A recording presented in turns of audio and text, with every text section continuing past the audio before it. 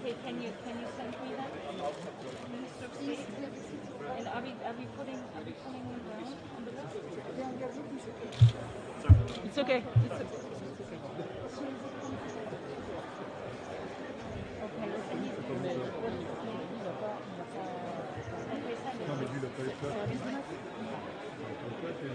Les SG les cherchent. On a quelle manière de savoir?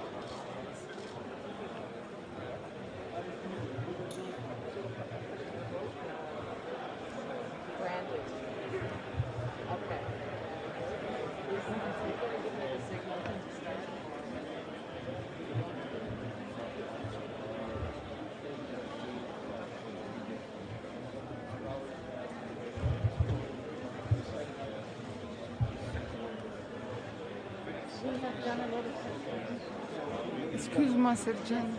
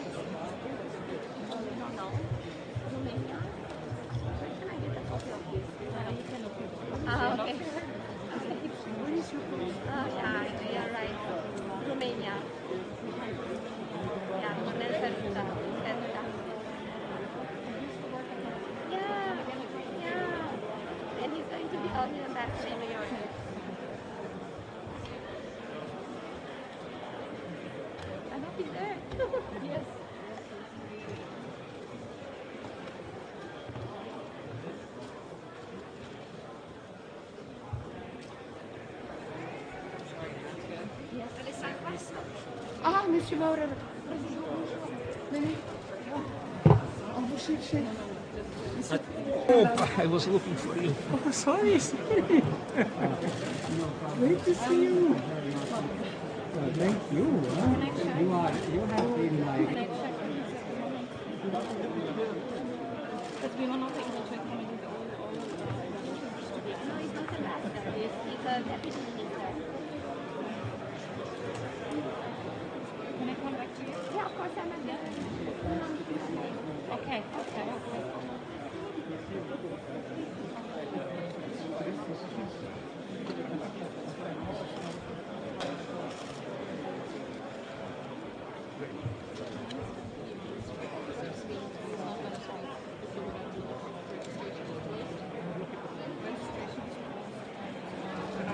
We will start in 1 minute. Please have your seats. Sorry.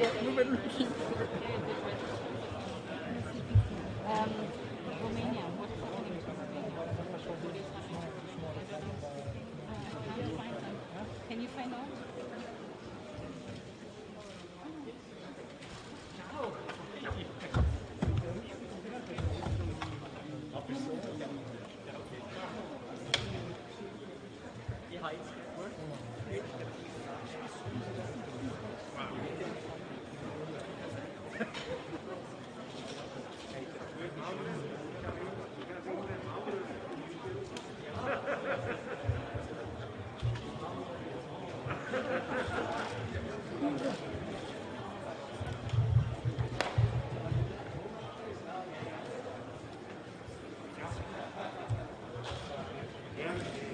Thank you, everyone, for taking your seats. The conference is about to begin. Thank you, and welcome, everyone. Thank you for joining us today for the high-level ministerial meeting on the humanitarian situation in Afghanistan. We are gathered here for two critical reasons: to show solidarity with the people of Afghanistan and to support the humanitarian response. But first, a quick housekeeping note. We have participants both online and with us here in person in Geneva. For those joining us virtually, a gentle reminder that your microphones will be muted centrally unless you have the floor, so when it's your turn to speak, please unmute yourself. And we invite all participants, whether online or in person, to access the interpretation services that are available in all 6 languages of the UN. This event is being live streamed to the public on UN Web TV. Our speakers today include the United Nations Secretary General with us today, Antonio Guterres, Mr. Martin Griffiths, the UN Under-Secretary General for Humanitarian Affairs and the Emergency Relief Coordinator, Ms. Sophia Sprechmann-Cenero, Secretary General of CARE International. Today you will hear how humanitarian needs are rising exponentially in Afghanistan and what the humanitarian system, including UN agencies and NGOs, both national and international, has to do to stay and deliver for the people of Afghanistan. You will hear about the vital role that women aid workers are playing in the humanitarian response and what is being done to ensure that they are able to continue this important work. And you will hear what is needed to ensure that the humanitarian operation can continue and scale up in response to rising needs. As you saw, the flash appeal for Afghanistan requires $606 million to help 11 million people in the next 4 months of this year. Before we begin, please also note that at 5 p.m. there will be a press conference featuring the Secretary General, Antonio Guterres.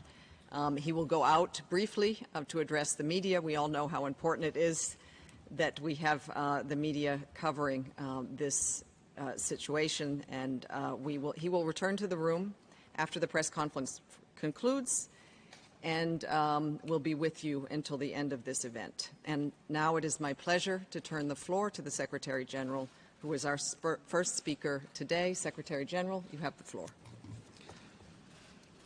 Excellencies, ladies and gentlemen, the people of Afghanistan need a lifeline.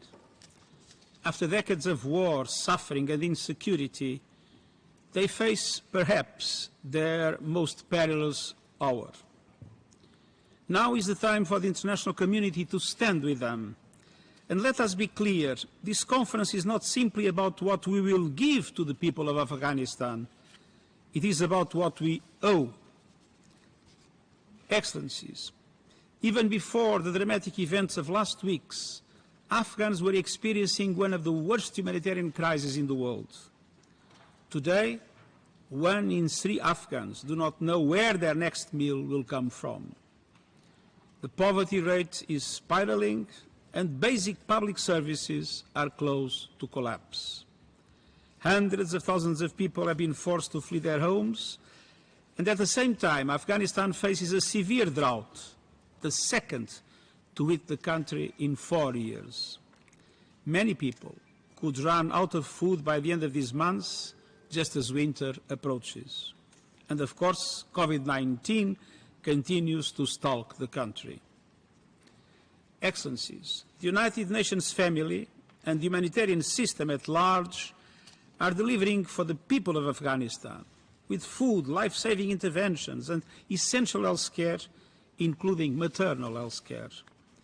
We have established robust mechanisms to coordinate the response across development and humanitarian efforts anchored in human rights. I asked the Under-Secretary General for Humanitarian Affairs and the Emergency Relief Coordinator, Martin Griffiths, to travel to Kabul last week to meet the leadership of the Taliban. He reinforced our commitment to deliver impartial and independent humanitarian assistance and protection to millions of people in need. He emphasized the critical role of women in the delivery of aid and urged all parties to ensure their rights, safety and well-being. He called for all civilians, especially women, girls and minorities, to be protected at all times. The de facto authorities pledged in person and in a follow-up letter to Under-Secretary General Griffiths that they will cooperate to ensure assistance is delivered to the people of Afghanistan. Our staff and all aid workers must be allowed to do their vital work in safety without harassment, intimidation or fear. Excellencies, to continue our life-saving efforts in Afghanistan, we need 4 things right away. First, funding.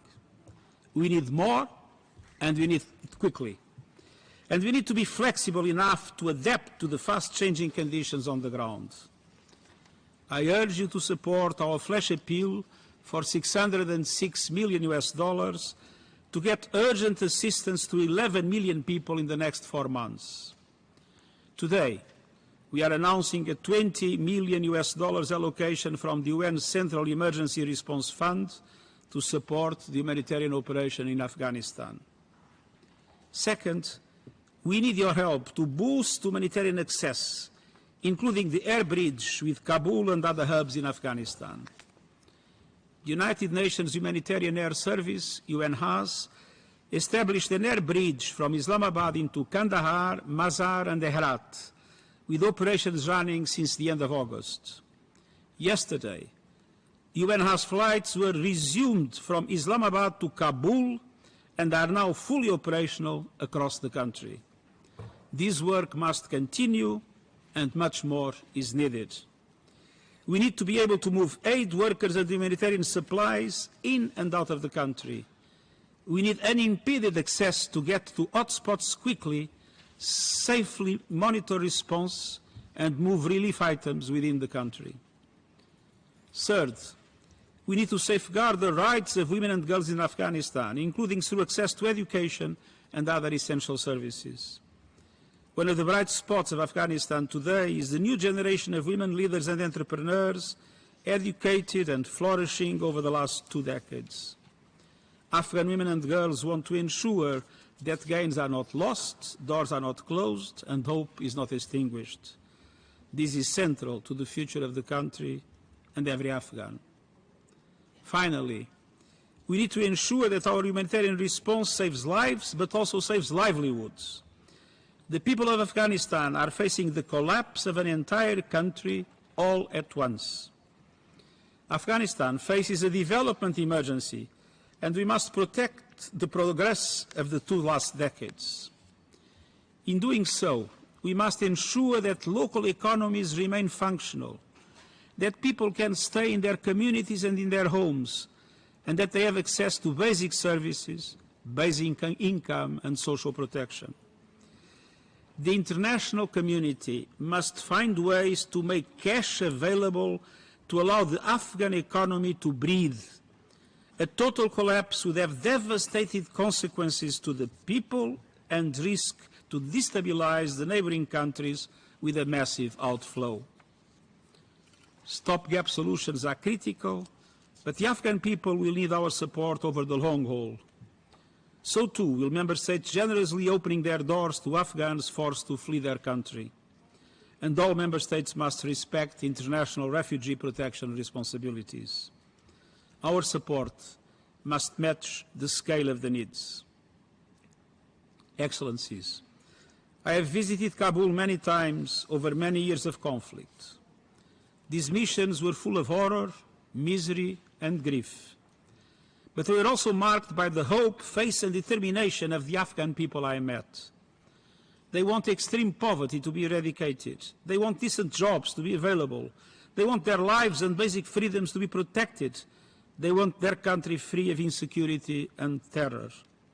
In short, they want what every member of the human family wants and deserves, and we need to invest in that hope and promise.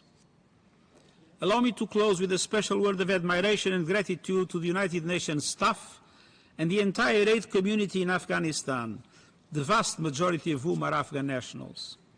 They are doing extraordinary work throughout the country and have my full solidarity. Let us commit to support them as they support the Afghan people and to ensure they can do their work safely. Time is short and events move quickly in Afghanistan. Let's extend our lifeline to the people of Afghanistan and do everything we can and everything we owe to help them hold on to hope. Thank you. Thank you, Secretary General, for those words and your appeal on behalf of the people of Afghanistan. I now give the floor to Mr. Martin Griffiths, the UN's Under-Secretary General for Humanitarian Affairs and Emergency Relief Coordinator. Martin, the floor is yours. Thank you very much. Thank you, Melissa, and thank you, Secretary General, for this meeting. Excellencies, ladies and gentlemen, last week, as the Secretary-General has already mentioned, I travelled to Afghanistan. There I met with the de facto authorities, with members of the humanitarian community, and with Afghan men and women. And I saw for myself the conditions on the ground and the work of the humanitarian community. I left in no doubt that the people of Afghanistan, especially Afghan women and girls, need us more than ever. The upheavals of recent weeks are deepening a pre-existing humanitarian crisis. They threaten, as the Secretary-General has already said, to tip the country into catastrophe.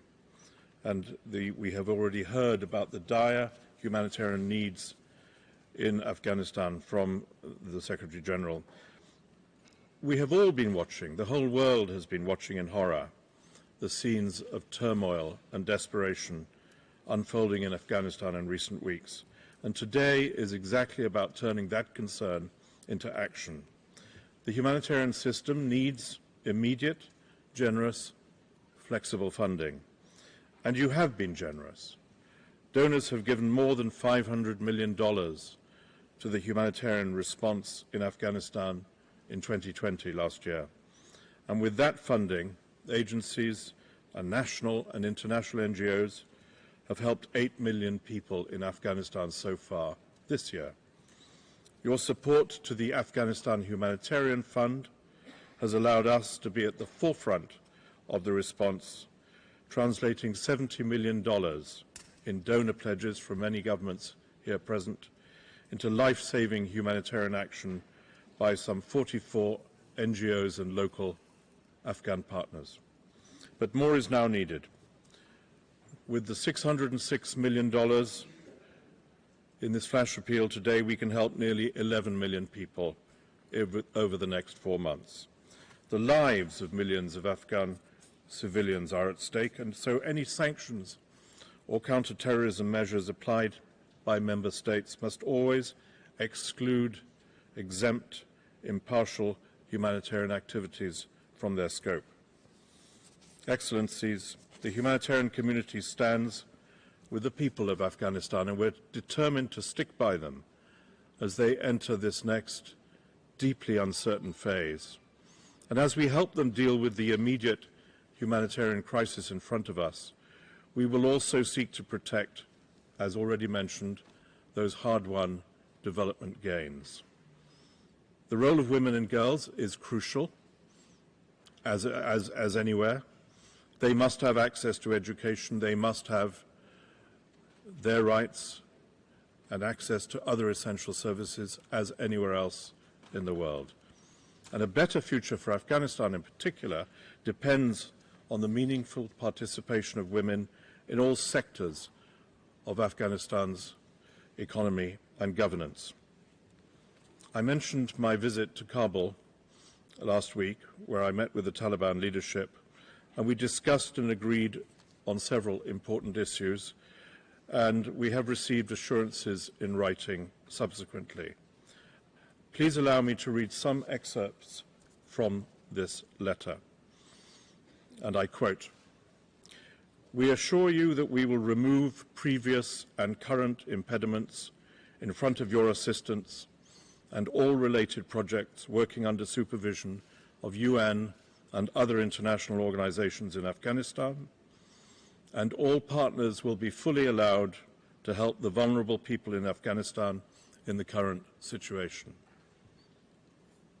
We will protect life, property and honor of the humanitarian workers and will remove hurdles in front of them. We will safeguard the sanctity of the compounds of the United Nations and all other humanitarian organizations and will draft a mechanism on the basis of mutual consent. We have made it clear in all public forums that we are committed to all rights of women, rights of minorities, and principles of freedom of expression in the light of religion and culture. Therefore, we once again reiterate our commitment and will gradually take concrete steps with the help of the international community. The letter also includes Taliban's requests for international support in a number of areas, to include reconstruction, counter-narcotics programs, the need for economic assistance, the return of Afghans on a safe basis, and a number of other factors. In Kabul, I gave my personal thanks, and those of the Secretary General, to the humanitarian workers from UN agencies, national and international non-governmental organizations. We work with 156 partners in the Afghan humanitarian program. Afghanistan is a dangerous place to be an aid worker. These brave women and men, the majority of them Afghan nationals, put their lives on the line to help others. And I share the Secretary General's thanks to each and every one of them. What we're doing here today is to do everything possible to ensure their efforts are sustained and expanded.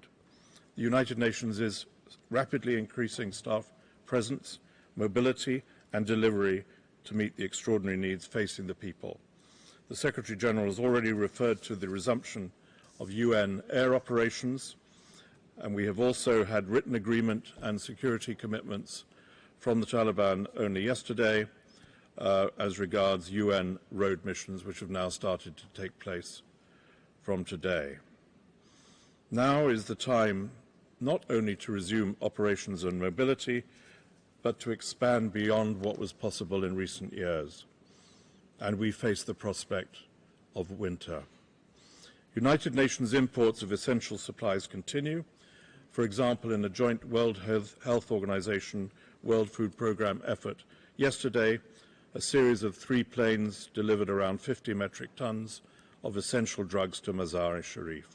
And this is the second such delivery. Finally, sir, it is vital that Afghans do not lose hope. And our contribution to that is to speak clearly, contribute generously, and work quickly. Thank you very much. Thank you very much, Martin, also for your appeal. And I now give the floor to Ms. Sofia Sprechmann-Cenaro, Secretary General of CARE International, who is joining us virtually. The floor is yours, Sofia.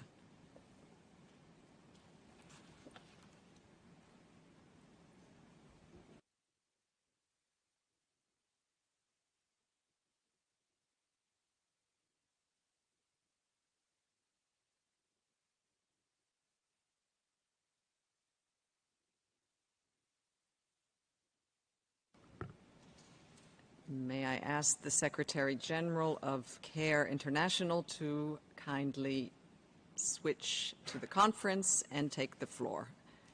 Please unmute yourself before speaking.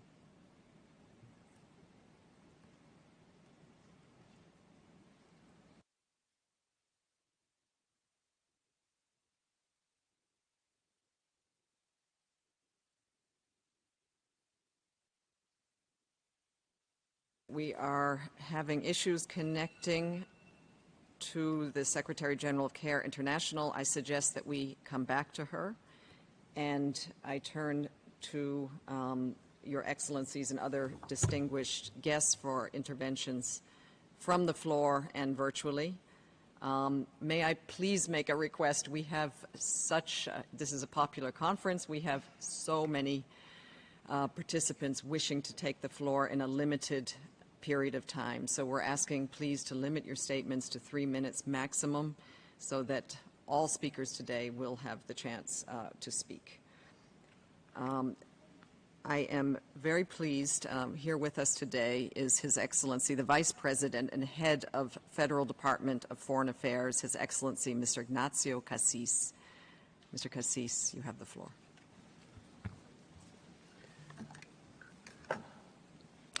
Merci, Madame, Monsieur le...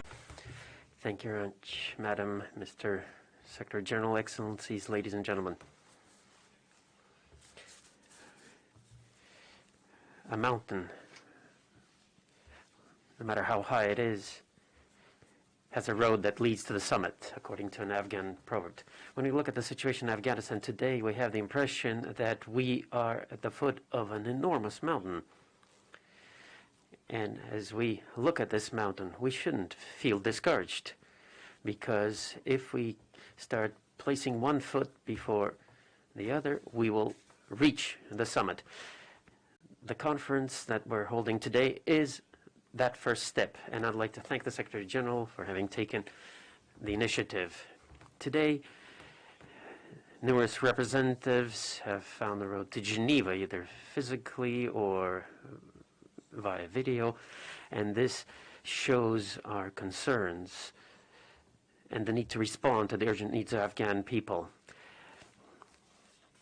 The past has taught us that working together will help us reach the summits, and this is a Swiss proverb related to our mountains. What is required is a decisive, fast, and well-coordinated response. And it is in the spirit of Geneva that such humanitarian interventions happen. Switzerland recognized the urgency of the matter. Last week, the government proposed to Parliament to contribute 33 million Swiss francs, in other words, for francs per capita, for Afghanistan. And a conference on Afghanistan took place in 2020. And we know that financing is not enough. We have to also act on the ground. Those who control the situation in Afghanistan must guarantee unimpeded access to provide support for the population. Also, they have to guarantee the security of humanitarian actors. Moreover, respect for human rights, especially the protection of minorities, women, and girls, must be ensured. And progress that has been achieved has to be preserved. Ladies and gentlemen, difficult situations is not synonymous to not having the force to act. And this is why we're here in Geneva today, to respond to the needs of the Afghan population, to help them make that first step to reach the summit that I referred to earlier. I would like to welcome you to Switzerland and to Geneva. Thank you for your attention. Mr. Cassis, and we would like to very much try to get our Secretary General of CARE International on the line. I understand she is connected. Ms. Zanaro, could you try to come and deliver your remarks?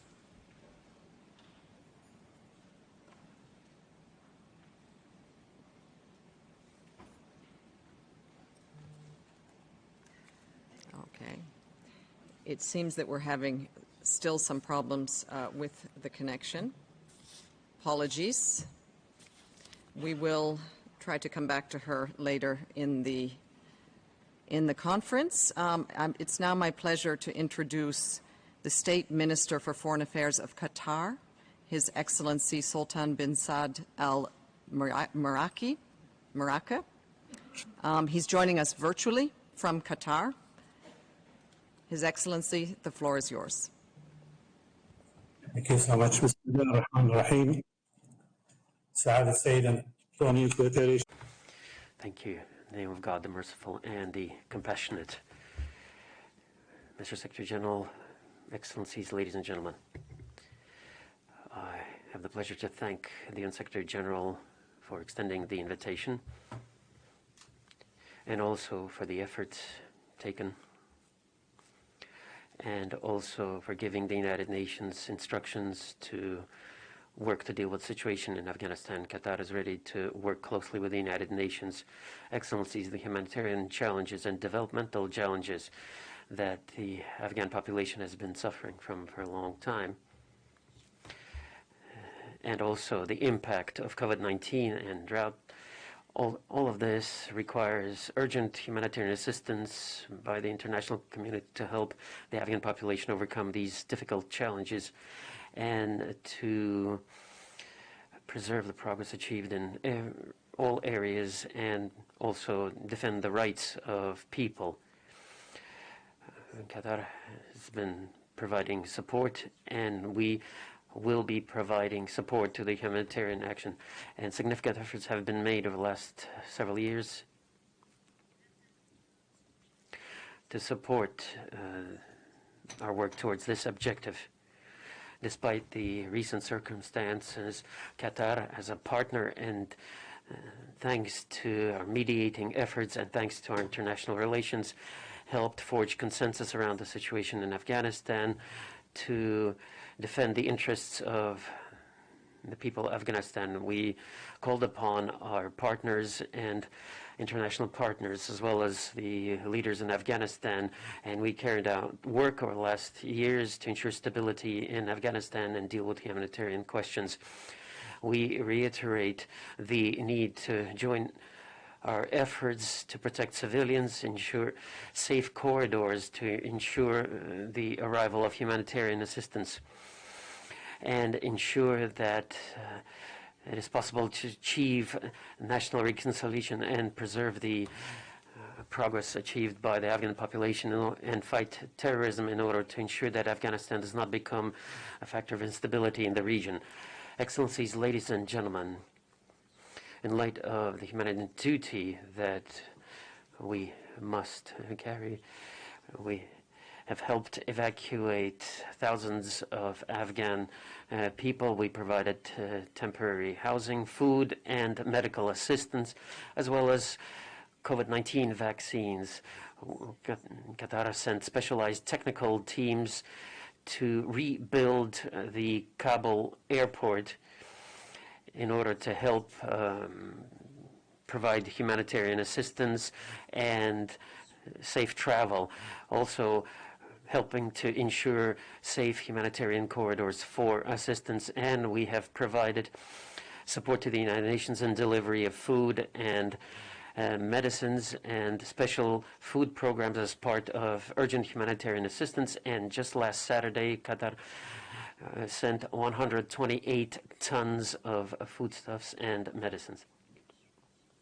The financial contributions, as well as our assistance to support Afghanistan, all of this will reach the figure of $50 million. And finally, we'd like to reiterate our support to the people of Afghanistan in order to defend their desire to live in peace, security, and to ensure development of the country. Thank you.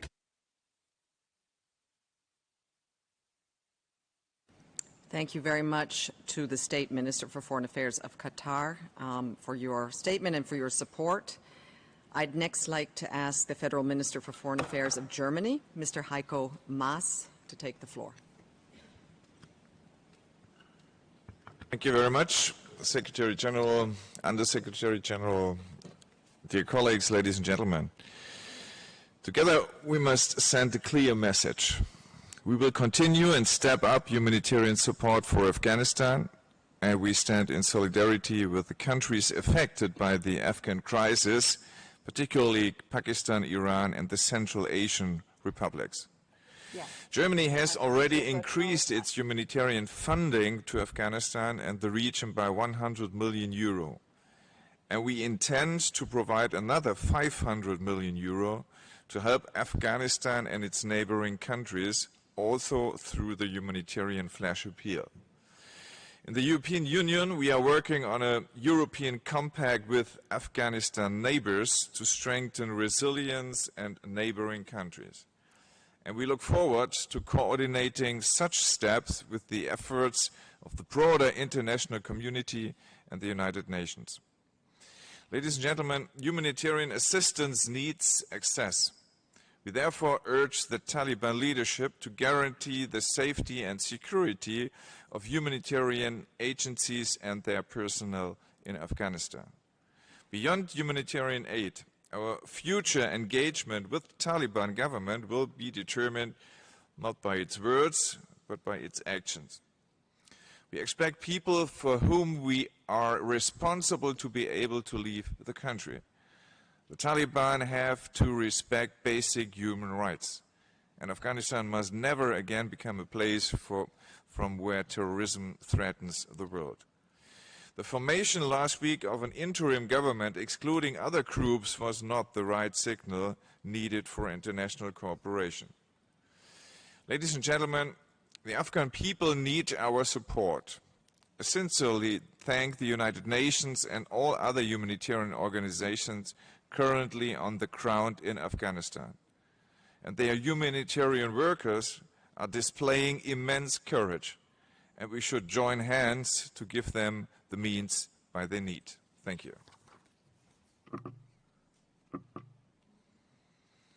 Very much for your statement, Foreign Minister Mas. It is now my pleasure to turn the floor to the High Commissioner for Refugees, UN High Commissioner for Refugees, who is speaking to us from Kabul today, Mr. Filippo Grandi.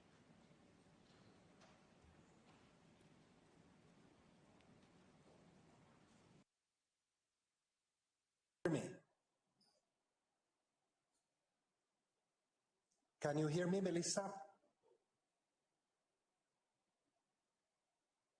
Can you hear me? Hello, can you hear me?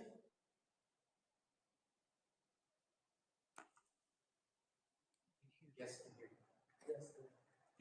Secretary General, ministers, colleagues, as Melissa mentioned, I speak to you from Afghanistan. I have come here this morning to express solidarity with the Afghan people and support to United Nations and NGO colleagues that, as I have already seen, not only are staying, but also delivering and building, of course, in what Martin Griffiths reported about his own visit last week. I will be staying here 2 days and then going to Mazar-e-Sharif before leaving the country.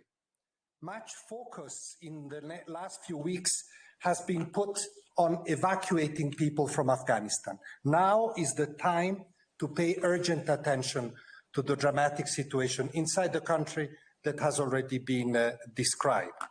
Afghans, as we all know, are masters at coping mechanisms, but today those coping mechanisms are stretched to the breaking point. And looking at it from the UNHCR perspective, the displacement angle, the human displacement angle, which is already dramatic, 3.5 million internally displaced people, of whom 500,000 recent ones. If you look at it from the perspective of the current crisis, I fear that the collapse of services and of the economy that has already been described as a risk, coupled perhaps with increased violence and tension, could lead to a much greater displacement, internal and external, and this may happen very soon. I have 3 concluding messages today. First, prevent this collapse from happening. I appreciate the many political complexity, but let's start with fully funded humanitarian appeals, and then urgently address the more complex development and financial issues. Humanitarian action, it's already clear after a few hours here, is possible. There are security risks, but also perhaps more security, opportunity, and space than in recent months and years. And humanitarian action, as I have already experienced in my interaction with the Taliban leaders, will undoubtedly open space for dialogue on more complex issues: human rights, the rights of women, women at work, education of girls, rights of minorities. If funds are given to us now and to humanitarian actors, we will scale up the response, and from the displacement perspective, this is particularly important ahead of winter. The second message, I reiterate what Martin already said, funding has to be flexible. And it is particularly true in terms of displacement. We must be responsive as the situation changes. We may see new displacement. We may see people returning home. We've seen already about 100,000 displaced people return to their areas of origin. So don't put us in an operational straitjacket through non-flexible funding so that we can help Afghans wherever they are and stabilize population flows. And finally, don't forget the refugee dimension.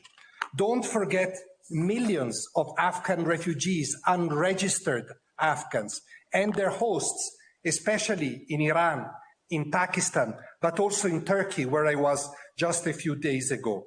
Of course, should new flows, unfortunately, occur, I will appeal to all countries to exercise generous hospitality for people seeking asylum. But irrespective of population flows, of new flows, it is important to give help to existing refugees. This is why, in addition to the 600 million appeal being launched today, we have launched a few days ago a 300 million humanitarian appeal for neighboring countries. And this means funding, means vaccines, especially in Iran, means more resettlement places. Finally, I want to reiterate my call to all states to halt deportations of Afghans at this crucial time. And should any of them knock at your doors, show the humanity and solidarity that people in need of protection need at this very difficult time. Thank you.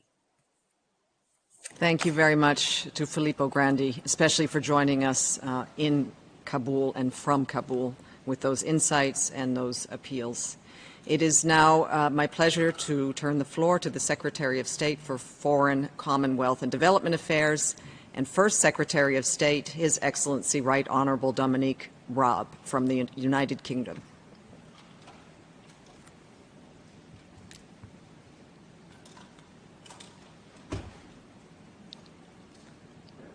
Also joining us virtually, so hopefully the connection will come through in a matter of seconds. Can you hear me, Madam Under Secretary General? Very good.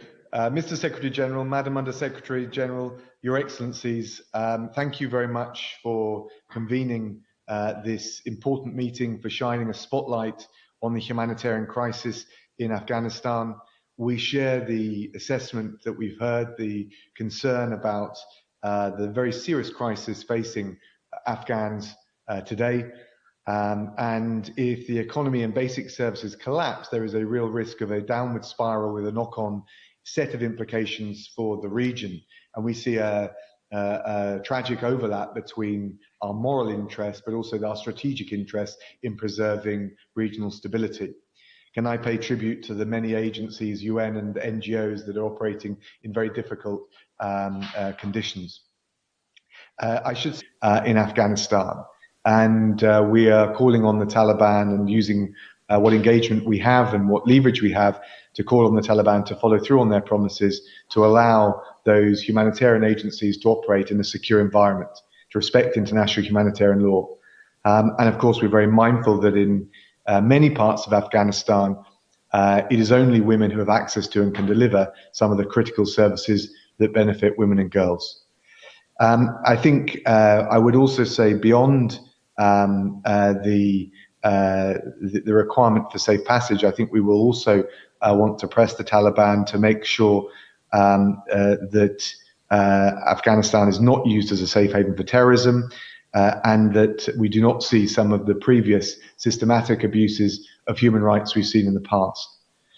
We very much welcome the aim to deliver a shared approach to delivering aid for those most in need. And we welcome the UN's leadership in trying to define some common principles for operating. For the UK's part, we will step up to the plate. I can tell the conference that we are doubling our aid for Afghanistan this year to £286 million in the pursuit of our humanitarian objectives, but also the regional stability that I mentioned and our wider strategic priorities for a safe, secure Afghanistan. That will include £30 million for Iran's neighbours, and we're obviously thinking of the pressure that they will face from the potential exodus that we fear from Afghanistan. Given the fragility of the health, the education services, the social fabric in Afghanistan, it may well be that the aid and the humanitarian lifelines will not alone be sufficient. And therefore, it'll be important to watch very carefully the actions of the Taliban in enabling the delivery of humanitarian aid as we consider what further actions that we can provide beyond the immediate crisis assistance that the UK will certainly be looking to support. And I think as well as making sure we rally together with a generous and needs-based offer, and we all come together to provide that, it will be very important to test and to gauge how the Taliban acts in terms of providing a constructive engagement within which the humanitarian effort can be pursued. Thank you. Thank you very much. It's my pleasure now to turn the floor to the representative of the United States, the permanent representative of the United States of America to the United Nations in New York, Her Excellency Ms. Linda Thomas Greenfield. Thank you very much. And let me start by thanking Secretary General Guterres for convening this important meeting on the humanitarian situation in Afghanistan. As we've all heard in detail, the situation is dire. UNICEF predicts that 1 million children under the age of 5 may soon face severe acute malnutrition. 1 million. One child dying of preventable hunger is too many. 1 million is unthinkable. One child dying of preventable hunger, I repeat again, is too many. Even before the recent transition, over 18 million people, almost half the population of Afghanistan, were in desperate need of humanitarian assistance. Now, at this moment, where assistance is even harder to come by, and women and girls are under particular threat, the need is even greater still. Let me state unequivocally that the United States is committed to providing humanitarian assistance and supporting the Afghan people. So today I'm proud to announce that the United States is providing nearly $64 million in new humanitarian assistance. This new funding will support the work of the United Nations, including the UN High Commissioner for Refugees and World Health Organization, as well as international NGO actors. This funding will help provide life-saving food assistance. It will meet critical health and nutrition needs. It will address the protection concerns of women, children, and people who belong to ethnic minority and other religious groups. And it will help more children, including girls, go back to school. And it will provide clean, potable water. This additional funding means the United States has provided nearly $330 million in assistance to Afghans in this fiscal year. And we are continuing to assess needs on the ground and plan to provide additional assistance for Afghans in the coming months. Today, we urge other countries to show solidarity. The Afghan people need our support for the Consolidated Flash Appeal and the Humanitarian Response Plan announced today. A drought is taking hold of the nation and a harsh winter approaches. Supplies must be moved to where they are needed now. Millions of Afghans are relying on our support to survive. Of course, given the transition taking place in the country, this funding alone is not enough to support the Afghan people and the efforts of the UN and our NGO partners. We need safe passage and the freedom of movement. We need access by air and on the ground. We need cooperation from neighboring countries to ensure the border remains open to commercial traffic. And we need to surge experienced aid workers to facilitate this life-saving aid. We need oral and written commitments made by the Taliban about operating rights of humanitarian agencies and the treatment and rights of minority groups, women and girls, to be upheld. Words are not good enough. We must see action. The international community is unified in this message. Humanitarian aid agencies cannot do their job if the Taliban does not uphold those core commitments and humanitarian principles. Finally, as we do this important work, we need to ensure humanitarian principles and norms are respected and protected. We cannot compromise on these values. That means all aid operations need to be independently monitored, reported on, and secured. And it means the international community needs to come together to ensure that both foreign and Afghan aid workers, neutral actors just trying to save lives, are able to do their jobs. We have all heard the reports that the Taliban are obstructing and interfering in aid delivery and protection efforts, prohibiting female staff from saving lives, and even exacting retribution against people benefiting from aid or providing it. That is frightening and unacceptable and frankly destabilizing to Afghanistan and to the region. It cannot continue. Humanitarian workers represent the best of us. They deserve our protection, and they should be allowed to do their life-saving work safely and securely without exception. Let me take this moment for the United States to thank them for their commitment and for their service. This is a moment for the international community to unite. Let us commit today to meeting this urgent appeal for financial support. Commit to standing by humanitarian workers as they do their all-important work, and to stepping up humanitarian action in Afghanistan so that we can save the lives of Afghans in need. Thank you very much. Thank you very much, Ambassador Thomas Greenfield. I am told that the connection now works for the Secretary General of CARE International, Ms. Sofia Sprechmann-Cenero. Could you please tune in? Thank you very much, Excellencies, ladies and gentlemen, and distinguished colleagues. I thank Secretary General Guterres for inviting me to share a brief message at this crucial meeting. Let me start by sharing a quote from CARE's Deputy Country Director in Afghanistan, Marianne O'Grady. By the time the hot Afghanistan sun has peeked over the horizon each morning, families have already contemplated tough questions. How will we access food today? Will there be water to drink? Where will we sleep tonight? What does tomorrow hold?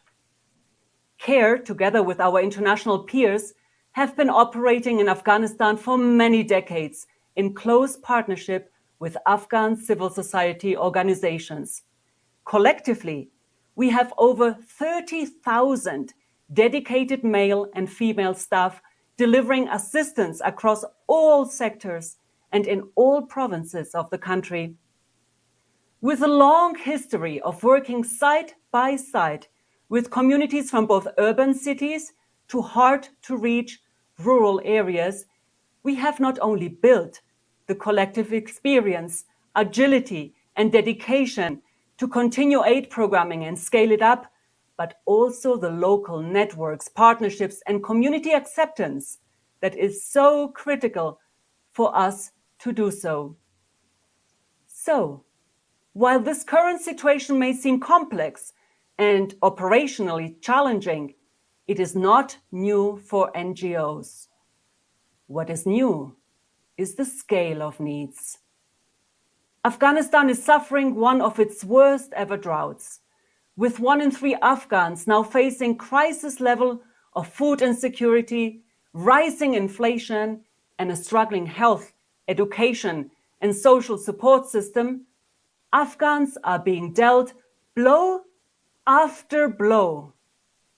The COVID-19 pandemic and the approaching winter brings yet more complexity to an already exhausted population within which women and children are particularly affected.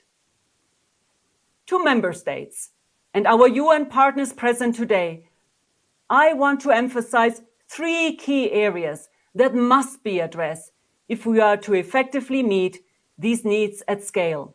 First, fund the appeal and fast-track flexible funding to humanitarian partners, including directly to NGOs. This will enable us to scale up our response to the hunger, health, protection, and displacement needs while putting in place urgent winterization activities. While the situation is complex, NGOs can respond to it, but only if the needed funding is urgently and rapidly availed by donors. Second, ensure funding is available to support sector-wide interventions that are responsive to gender, age, and disability. Such funding must include targeted interventions that address the specific needs of women and girls. Finally, standing in solidarity with all Afghan citizens, as is our collective objective today, requires securing the right enabling environment to ensure safe, rapid, and unimpeded access for humanitarian workers and relief items. Gender-balanced, diverse humanitarian teams are essential to the delivery of quality, culturally sensitive, and principled aid that meets the needs of the most vulnerable Afghans in all their diversity. Afghanistan is another test to the humanitarian community, but it is the job and purpose of all of us in this room, near and far, to rise to the challenge of supporting a country facing several simultaneous crises. I urge that now is not the time for empty words and rhetoric. To stand in true solidarity with Afghans, they need our concrete action now more than ever. Thank you. Thank you very much for your powerful statement, and I'm very glad you were able to connect. It is now my pleasure to hand the floor to the Minister for Foreign Affairs of Pakistan, His Excellency Mr. Makhdoom Shah Mahmood Qureshi. Secretary General Guterres, Excellencies, ladies and gentlemen, Pakistan welcomes and appreciates the efforts of the United Nations to provide much needed humanitarian assistance to the people of Afghanistan. Today's Afghanistan represents an important opportunity as it begins its journey towards sustainable peace and development.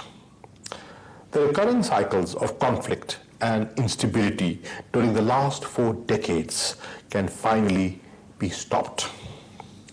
The challenges are daunting. The situation is becoming dire for around 18 million people of Afghanistan who are directly in need of humanitarian assistance. A sluggish response from the international community can cause grave humanitarian consequences. Solidarity must be shown with the Afghan people at this pivotal juncture, both in terms of financial and political support. It is time to renew developmental partnerships, support nation building, and meet the humanitarian needs of the Afghan population. Durable solutions require scaling up of developmental interventions, provision of livelihood opportunities, and ensuring of access to basic necessities such as food, health, education for the Afghan people.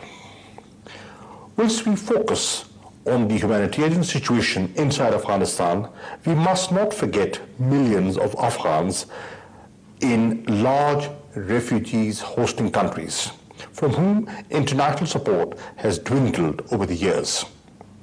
In line with the principle of international responsibility and burden sharing, host communities must be supported, especially during these challenging times of COVID-19.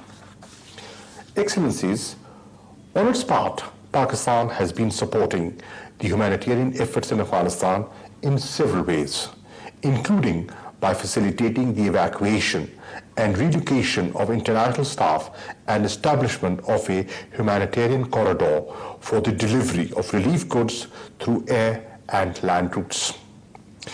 We are already airlifting humanitarian assistance comprising food and medicines to Afghanistan, which will be followed by supplies through land routes as well. Pakistan continues to host more than 3 million Afghan refugees for over 4 decades. Over the years, we have also earmarked over $1 billion for a range of development projects in Afghanistan. We reaffirm our commitment today to support the provision of humanitarian relief to the Afghan people under UN umbrella, as well as the continuity of our in-kind assistance to Afghanistan. We will also continue to facilitate the UN in its humanitarian relief efforts by providing logistical and other support through Pakistan. Excellencies, ensuring sustainable development and promoting respect for human rights require political stability and peace in Afghanistan. And peace cannot be consolidated unless Afghanistan is provided the necessary economic and fiscal space. Past mistakes must not be repeated. The Afghan people must not be abandoned. It is essential to take a long-term view and adopt a pragmatic approach. Sustained engagement with Afghanistan, especially for meeting its humanitarian needs, is indispensable. Pakistan appreciates the leadership shown by the UN Secretary General on this account, and the UN agencies playing a leading role in ensuring humanitarian supplies. I thank you. Thank you very much, Mr. Minister. It is my pleasure now to invite the Executive Director of the World Food Program, David Beasley, to join us virtually. Mr. Beasley, the floor is yours.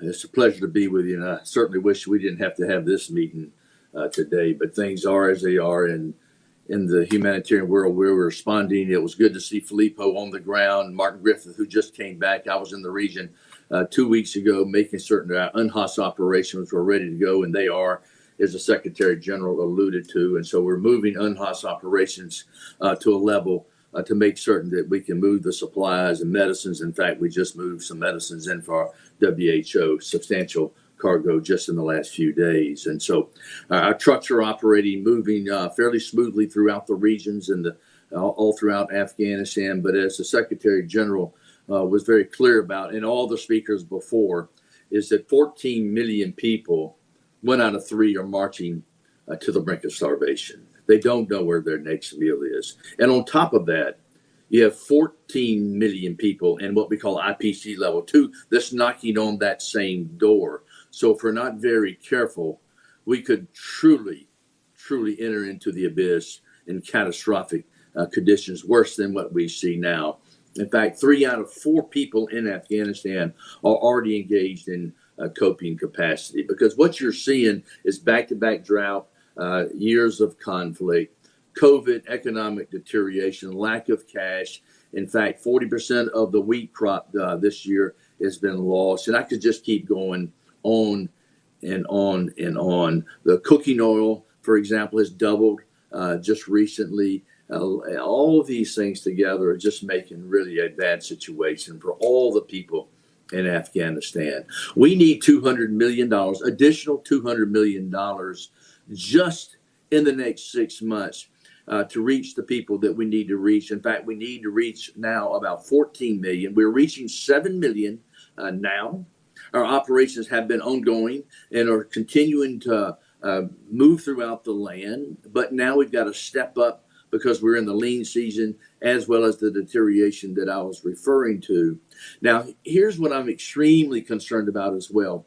We have 4 million people that are in a very, very difficult area to reach when the winter season hits us in a couple of months. And if we don't get the money to pre-position that food in those areas, you will have catastrophe in those areas more immediately. So my friends, my donors who've been stepping up. The time is now. We cannot wait 6 months. We need the funds immediately so we can move the supplies to pre-position to accommodate the innocent people of Afghanistan. We cannot turn our back on the people of Afghanistan. We have 467 employees. They're putting their lives on the line every day, doing their best to make certain that people don't suffer. We are working with all the authorities necessary to get not just the access we need to make sure that hopefully and make certain that all of our women can continue to work all throughout the land. And at the same time, we want to continue to push school meals so that little girls and little boys get healthy school meals. Because as the Secretary General and others alluded to, we're looking at a crisis for children throughout the land. When you understand that 40% of the GDP from the country comes from foreign aid, and 75% of the public spending is from international funding, you begin to see that while our crisis now is great, if we're not careful, if we completely withdraw international support and are not strategic, we could have mass migration, destabilization in the region, and for certain starvation among millions of Afghan people. So we've got a lot of work to do. I'll be back in the region, I hope, in a couple of weeks. Our teams will continue to collaborate and work together in the UN and the NGO sector. It will be pushing the limit to make certain that we reach every single person possible so that not a single Afghan person suffers. And so please step up now so that we can do our job. Thank you. Thank you very much, Mr. Beasley, for your appeal to avert hunger. It is now my pleasure to welcome the Minister for Foreign Affairs of Turkey, Mr. Mevlut Cavusoglu. You have the floor. Thank you very much. Dear colleagues, let me also start by thanking the Secretary General for organizing this meeting at this critical moment. We will continue to monitor the full implications of the recent transition of power in Afghanistan. We should act collectively to help the Afghan people and manage the crisis. But now our priority should be on the humanitarian front. We all heard the alarming figures. A third of the Afghan people are faced with hunger. Nearly half of the population are in need of urgent humanitarian aid. The signs of growing economic crisis are everywhere and flashing red. Dear colleagues, since the 1920s, Turkey has contributed to the stabilization and development efforts in Afghanistan, including the education of girls and empowerment of women. We provide humanitarian aid today through the Turkish Red Crescent. And we will continue our support as conditions on the ground get better.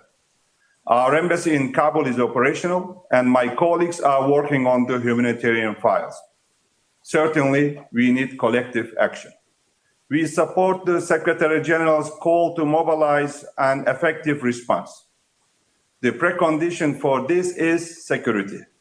Humanitarian aid agencies should be able to operate safely and have smooth access those in need. And we hope that the current authority in Afghanistan will do its part. Another vital component for any relief effort is the functioning of Kabul airport. As we have done for the last 6 years, we are ready to offer our experience and expertise in cooperation with Qatar to keep the airport operational. Dear friends, dear colleagues, at the same time, we have to be realistic and keep a long-term perspective. Any sustainable solution requires functioning state institutions. We note the recently announced caretaker government. The Taliban stated that this is a transitional government. We hope for a genuinely inclusive one representing all segments of the society. Dear Secretary General, delivering humanitarian aid to the Afghan people is a moral duty. And the physical distance between our nations and Afghanistan shouldn't mislead us. A humanitarian and security crisis in Afghanistan will have direct implications across the globe. So we should take the collective action now. Thank you very much. Thank you very much to the Minister for Foreign Affairs of Turkey. It is now my pleasure to introduce the Minister for Foreign Affairs of France, Jean-Yves Le Drian.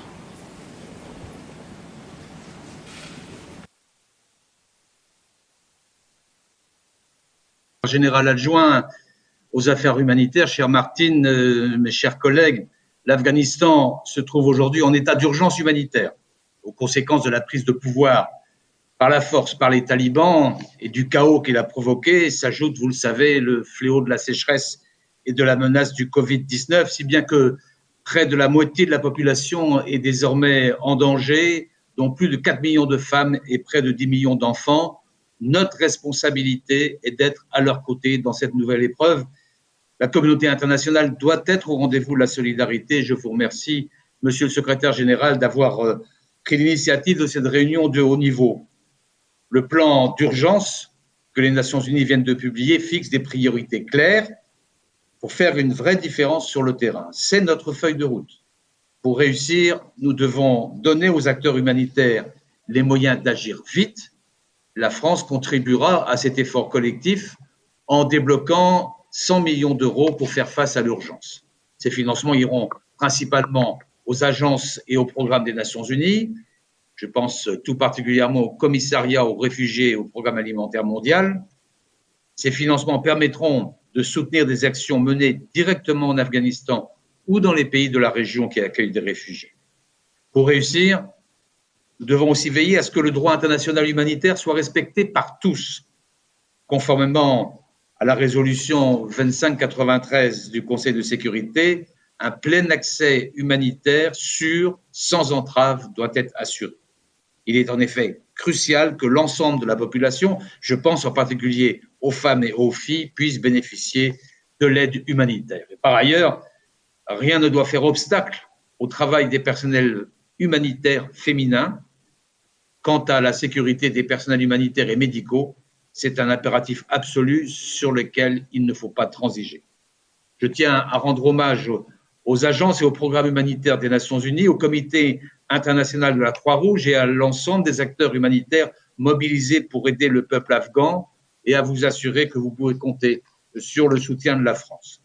Je saisis enfin cette opportunité pour remercier les autorités qatariennes avec lesquelles nous nous coordonnons étroitement dans le contexte de la crise afghane. Je m'exprime d'ailleurs devant vous depuis Doha. Je tiens aussi à remercier les autorités émiriennes avec lesquelles la coopération a toujours été aussi constante. Merci de votre attention. Thank you very much for the Minister of Foreign Affairs of France. It's now my pleasure to introduce His Excellency Janusz Lenarczyk, the EU Commissioner for Crisis Management.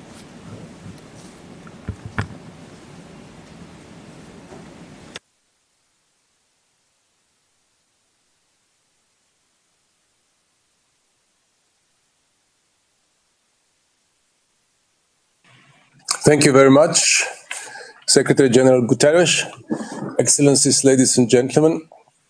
Thank you for organizing this timely event. We all know the difficult situation in Afghanistan and even more dire prospects. We are all aware of the urgency to act without delay.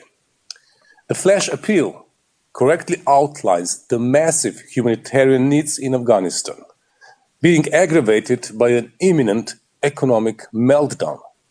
This has to be mitigated by humanitarian assistance as an urgent, immediate response. Indeed, with development aid frozen, we, the international community, have to stand by the Afghan population and do all in our power to prevent many avoidable deaths and the breakdown of basic services. The European Union remains firmly determined to help the people of Afghanistan. We are committed to continue with our assistance and to further strengthen it. This is why the EU recently pledged a humanitarian package of over 200 million euros of emergency support for the most vulnerable in Afghanistan, as well as to the Afghan refugees and their host countries and communities in the wider region.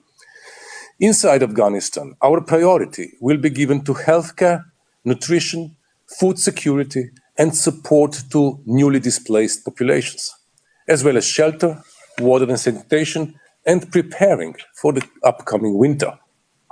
Logistical support in the form of a humanitarian air bridge is crucial.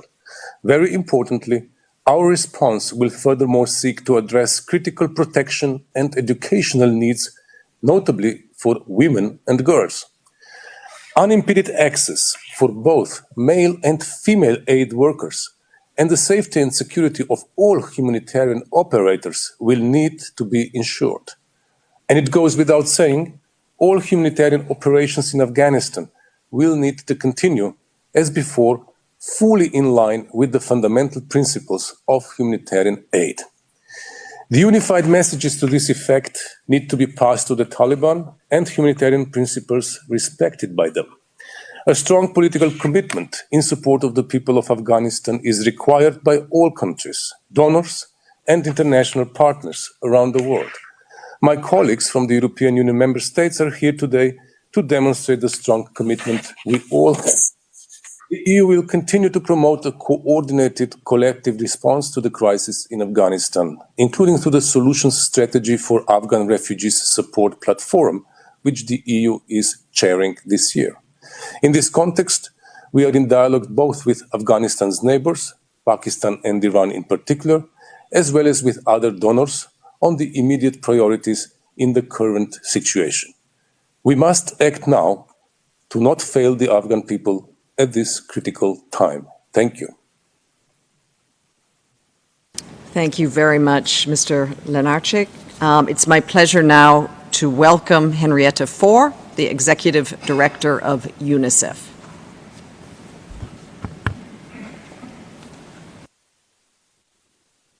Secretary General, thank you very much, Undersecretary General, distinguished ministers and colleagues. Let me speak of children. Children in Afghanistan have long suffered disproportionately from the humanitarian, security, social, and economic crises that have plagued the country for decades. Their suffering is far from over, and they need our help. Nearly 10 million girls and boys depend on humanitarian assistance just to survive. At least 1 million children suffer from severe acute malnutrition this year and could die without treatment. Nearly 600,000 people, more than half of whom are children, have been displaced due to conflict this year. The number of unaccompanied and separated children is increasing, and we have received informal reports of the recruitment of children by parties to the conflict and are concerned that children may be at heightened risk of experiencing other grave violations of their rights. Without urgent action, the grim situation facing Afghanistan's children is likely to deteriorate over the coming months because of the severe drought and water scarcity, the concerns around financing for the continuity of basic services, the onset of winter, and the consequences of the COVID-19 pandemic. That is why we are here today, as Filippo Grandi has just said, to urge the international community to increase support for the UN humanitarian agencies and our partners, so we can maintain and expand life-saving and other critical programs for children and families in need. A robust humanitarian response is necessary to protect important development gains that have been made in the recent years, while also planting the seeds for longer-term stability. For example, the number of schools in Afghanistan has tripled since 2002, and school enrollment has increased tenfold over the past 20 years, reaching almost 10 million children today, including nearly 4 million girls. These are important improvements that we cannot lose for the country's children, and upon which we must keep building, because there is far more room to grow. Over 4.2 million children remain out of school, and according to our most recent data, nearly 50% of the girls in Afghanistan have never even entered primary school. And this needs to change. Protecting and advancing the rights of women and girls are central features of the humanitarian and development continuum. We will continue to press for and closely monitor girls' and women's safety and access to essential services, as well as the ability of female teachers and health workers to return to work. UNICEF has been on the ground in Afghanistan for more than 70 years, working across the country to provide a wide range of critical humanitarian and development interventions. We know what needs to be done for children, and we can get it done, together with our partners, so long as we have full funding, support, transportation of supplies and staff, and full humanitarian access to safely reach those in need. We need to ensure that aid is not politicized. Prioritization of funding decisions should be based on needs first. We must look for ways to deliver timely and sustained assistance at scale. These efforts will continue expanding and including the expansion in our programs to provide more children, women, and families with access to healthcare, nutrition support, protection, shelter, education, water, and sanitation.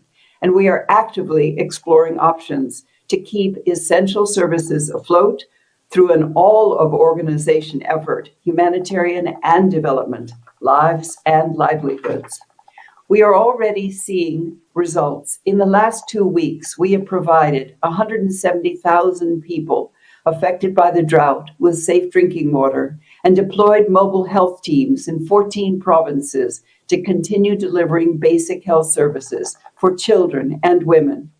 During the last week of August, UNICEF provided 4,000 children, severely malnourished children under 5, with life-saving therapeutic treatment. And begun.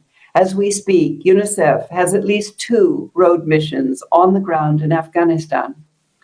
As the Secretary General said, none of this work would be possible without the dedication of our frontline workers on the ground, especially our national staff.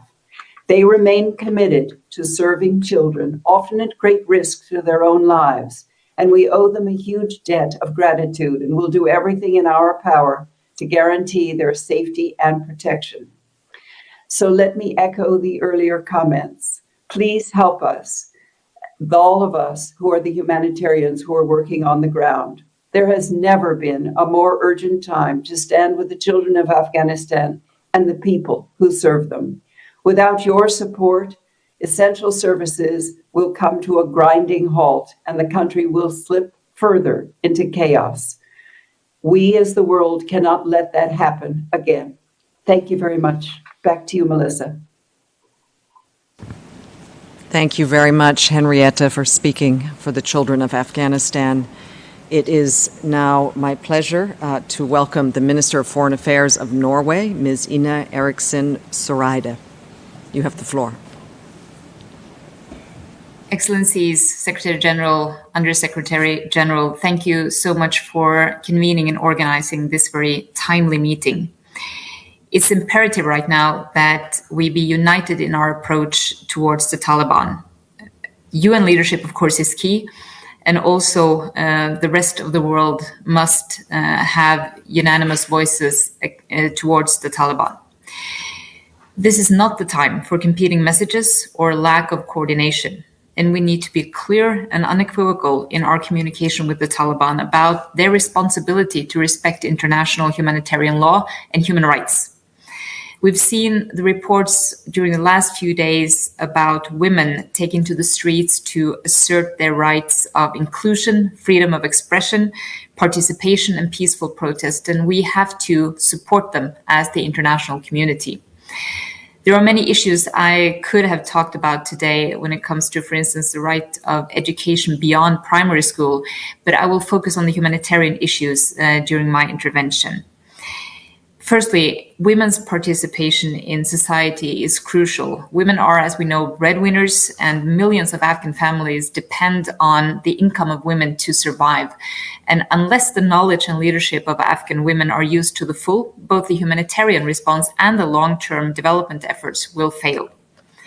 Secondly, safe and unimpeded access must be granted for all humanitarian workers, men and women, to enable them to provide impartial humanitarian assistance to affected communities across Afghanistan. My third point is that humanitarian assistance must be provided solely on the basis of needs without any form of discrimination on grounds of gender, ethnicity, religious belief, location, or any other factor. And my last point is that we have to look beyond the immediate humanitarian needs and to ensure a broader and more long-term approach, because we all know that humanitarian assistance alone cannot compensate for the discontinuation of development initiatives. So it's of paramount importance to find the longer-term solutions that can safeguard development gains and also prevent a total collapse of delivery of basic services to the Afghan people. Norway is today pledging an additional 100 million Norwegian kroner, approximately $11.5 million in additional support to humanitarian organizations in Afghanistan in order to meet the enormous humanitarian needs now present in the country. And of course, this comes in addition to the 161 million Norwegian kroner, which amounts to $19 million in humanitarian assistance already allocated, which includes support to neighboring countries receiving Afghan refugees. We have also in this fiscal year had a very strong increase in the core funding of UNHCR and WFP, with respectively 80% and 166% increase. My final point is to pay tribute to all the humanitarian aid workers who are now working on the ground, trying to provide basic needs and services and save lives and relieve suffering of all of those Afghan people who are now in dire needs. Thank you. Thank you very much, Madam Minister. It is now my pleasure to welcome the External Affairs Minister of India, His Excellency Dr. Subramaniam Jai Hankar. You have the floor, sir. Mr. Secretary General, Excellencies, at the outset, I thank the Secretary General for convening this timely and important meeting on the humanitarian situation in Afghanistan. India has consistently supported a central role of the United Nations on its future. A multilateral platform is always more effective than small groups in building global consensus and encouraging united action. We therefore believe that the UN Security Council Resolution 2593 should guide the international community's approach in the coming days. Afghanistan is passing through a critical and challenging phase. There has been a sea change in its political, economic, social, and security situation, and consequently in its humanitarian needs. As an immediate neighbor, India is monitoring developments with understandable concern.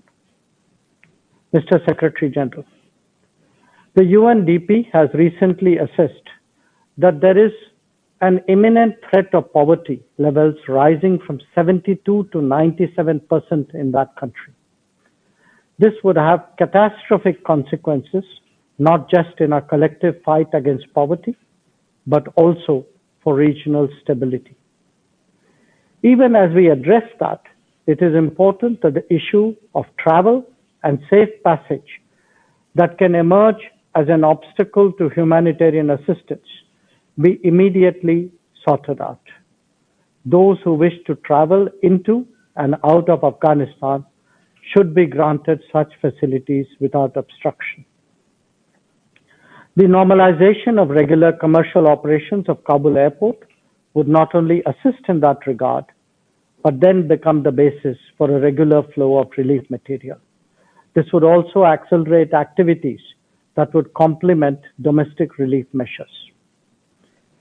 India's own approach to Afghanistan has always been guided by its historical friendship with its people. This will continue to be the case. For that reason, even in the past, we have contributed to the humanitarian requirements of that society. This included providing more than 1 million metric tons of wheat to Afghanistan over the past decade. Last year, too, we have assisted Afghanistan with 75,000 metric tons of wheat. India had also partnered World Food Programme for distribution of high-protein biscuits over several years. This innovative scheme particularly supported vulnerable school-going children of Afghanistan. Mr. Secretary General, India's efforts in helping the Afghan people has been both direct and indirect. We have contributed to their livelihood and larger framework as significantly as we have to direct material needs. Our friendship is reflected in Indian development projects that today exist in all the 34 provinces.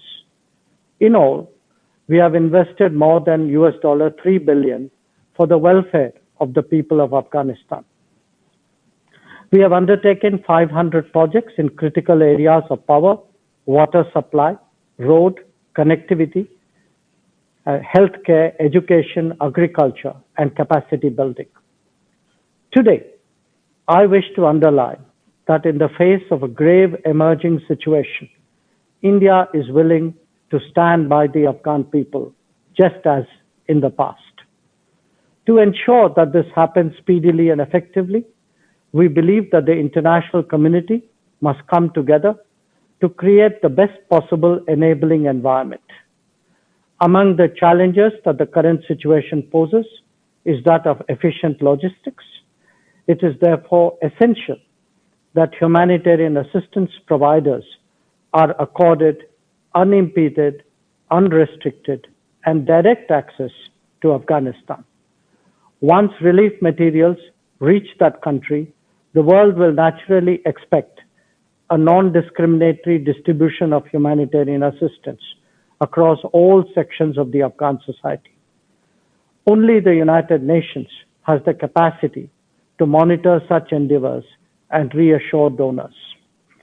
As the picture becomes clear in respect of these legitimate concerns, I am confident that the world will step forward and assist the Afghan people in their hour of need. I thank you. Thank you very much, Mr. Minister. It is now my pleasure to introduce the Minister of Foreign Affairs and International Cooperation of Italy, Mr. Luigi Di Maio.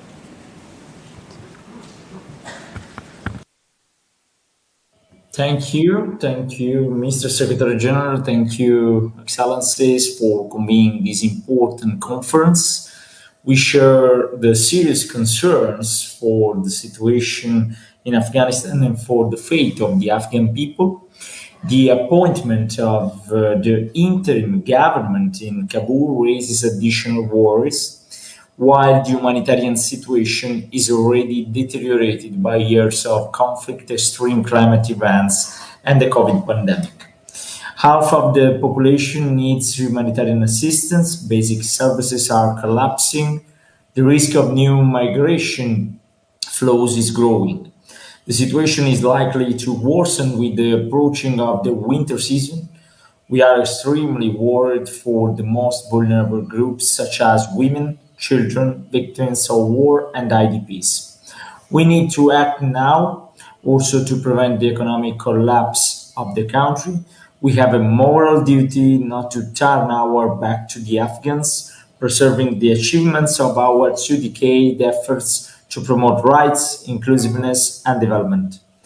The UN system has a crucial role. We have to monitor that international organizations and humanitarian actors are granted full, safe, and unconditional access to all areas in the country and to all those in need.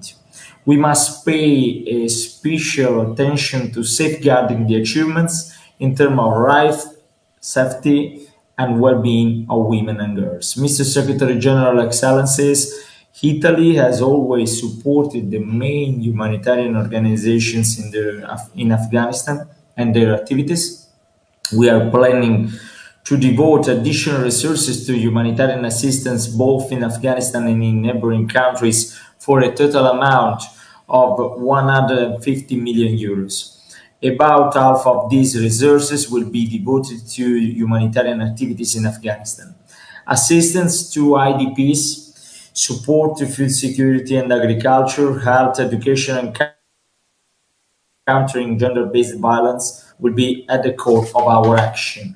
We intend to support the Office of the Coordinator for Humanitarian Affairs, UNHCR, FAO, the World Food Programme, and UN Population Fund, and other partners, including civil society organizations. Funds will be conveyed also to assist neighboring countries hosting refugees fleeing Afghanistan. Mr. Secretary General, let me reaffirm Italy's commitment to play an active role in supporting the Afghan people, also in its capacity as current G20 presidency. Thank you very much. Thank you very much, Mr. Minister. We are on speaker number 17, and we have over 80 speakers, so may I make an appeal to all speakers to adhere to their 3-minute limit. It is now my pleasure to welcome the Minister for Development, Cooperation and Nordic Cooperation from Denmark, His Excellency Mr. Flemming Møller Mortensen. Esteemed colleagues, thank you, Secretary General, for calling this meeting. It comes at a crucial point in time. The humanitarian situation in Afghanistan is alarming, and the outlook is dire, as already stated by others here today. I commend the commitment by the UN and the humanitarian community. We must continue to stand by the people of Afghanistan in this hour. We must mobilize the necessary humanitarian response, not only for Afghanistan, but also in support of the neighboring countries that host large numbers of Afghans. Unhindered access to people at risk in respect of the humanitarian principles must be ensured.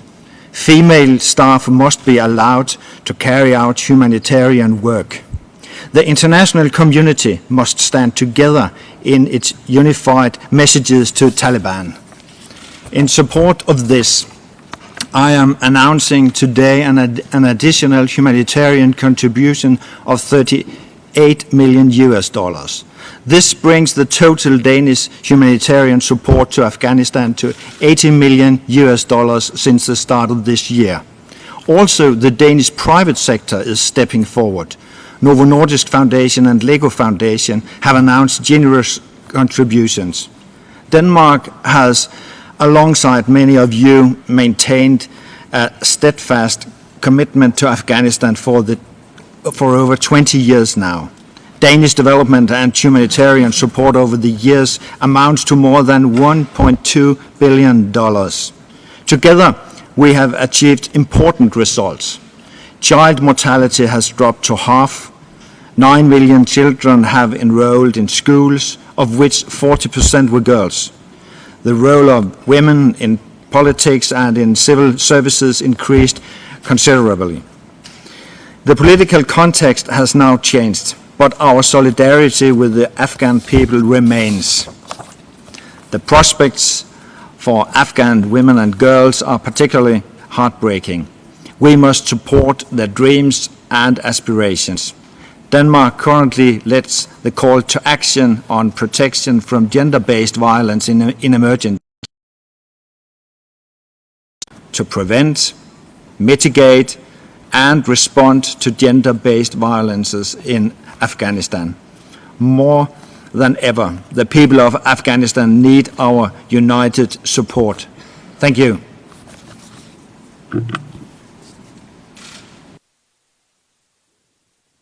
For your support and also for being so brief. Thank you very much. It's my pleasure now to introduce the State Minister of Foreign Affairs of Japan, Mr. Eiichiro Washio. You have the floor, sir. I'd like to express my sincere appreciation to His Excellency Mr. Antonio Guterres, Secretary General of the United Nations, for the invitation. Japan is concerned that Afghanistan is facing a serious humanitarian crisis. The international community has to work together immediately to tackle it. From this viewpoint, we welcome the fresh appeal issued by the United Nations. In light of the growing humanitarian needs in Afghanistan and in its neighboring countries, Japan is prepared to provide a total of $200 million assistance this year, including $65 million in new assistance in such areas as shelter, health, water, sanitation, food, agriculture, and education through international organizations. Also, to respond quickly to the humanitarian crisis, we intend to pursue modification in the usage of the ongoing aid which has been already disbursed. We also think that it is important to link short-term assistance with mid to long-term nation-building process in Afghanistan. It is essential that we ensure the Afghans actually receive the assistance. In this regard, international organizations and NGOs play vital roles to ensure the safety and accessibility of aid workers. The Taliban has stated that it will not hinder the transportation of humanitarian goods and activities, but the international community should keep a close eye on Taliban's actual actions and work with one voice. Last week, the Taliban announced the formation of its tentative cabinet.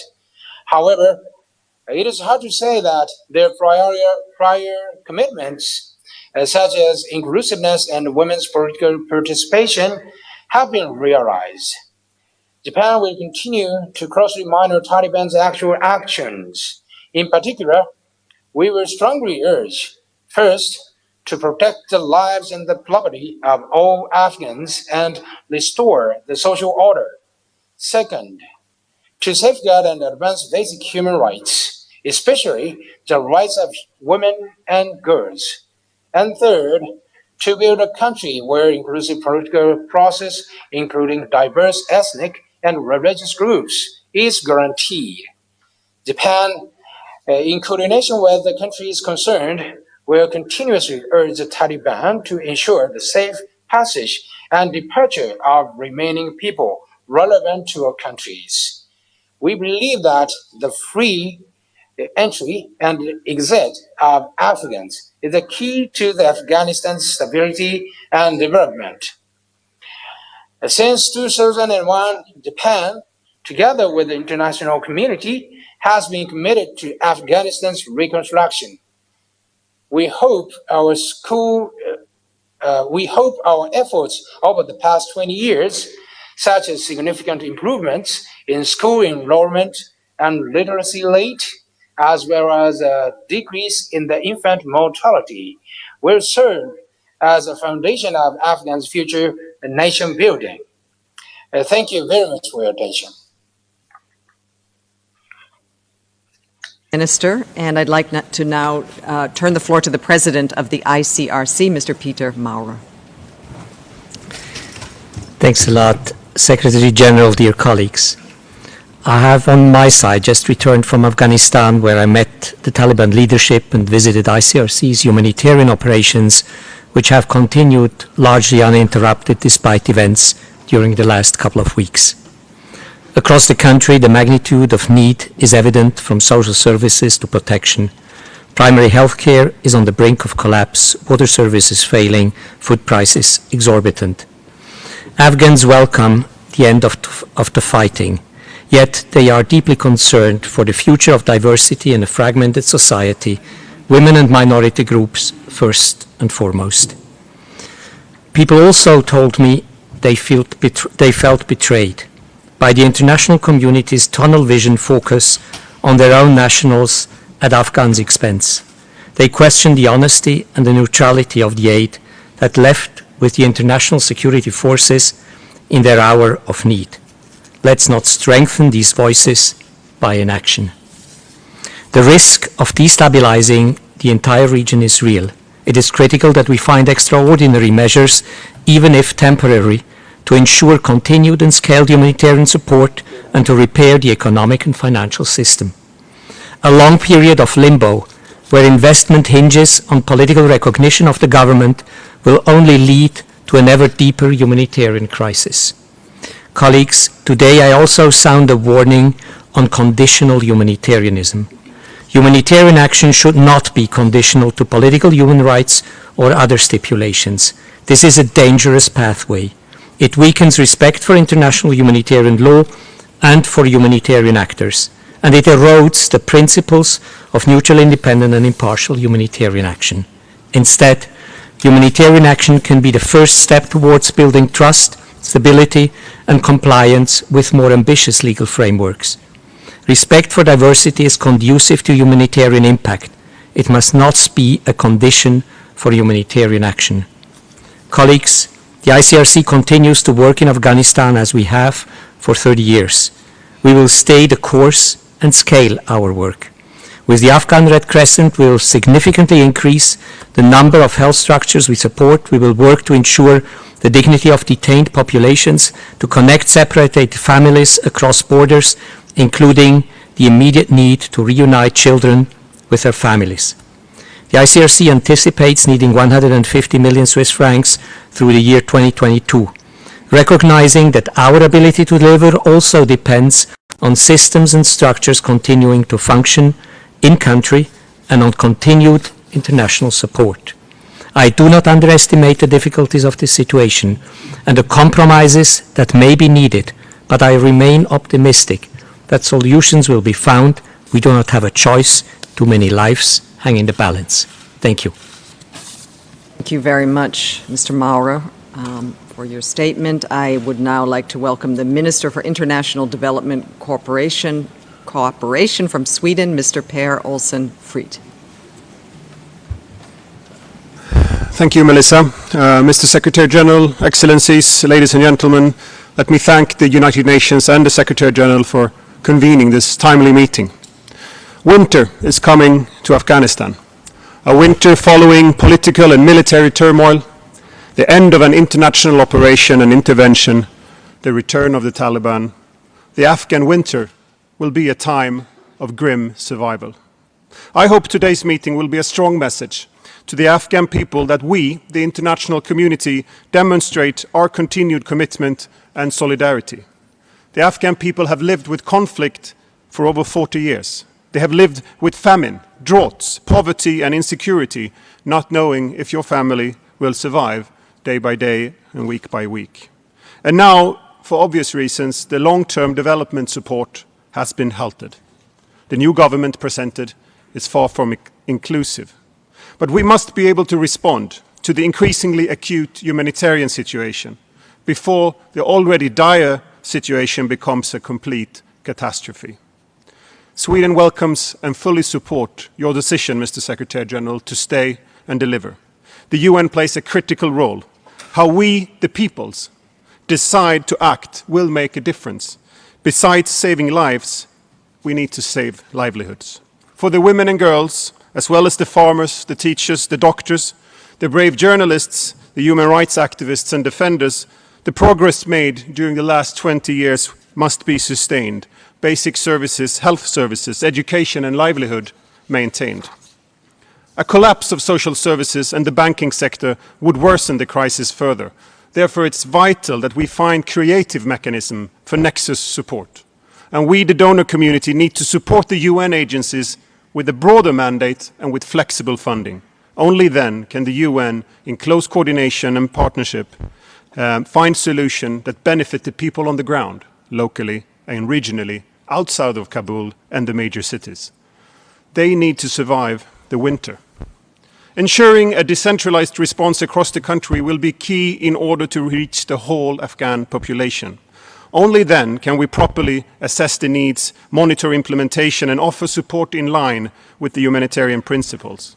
And the protection and rights of women and girls must be an integral part of these efforts. And this also goes for minorities and people with intersecting vulnerabilities.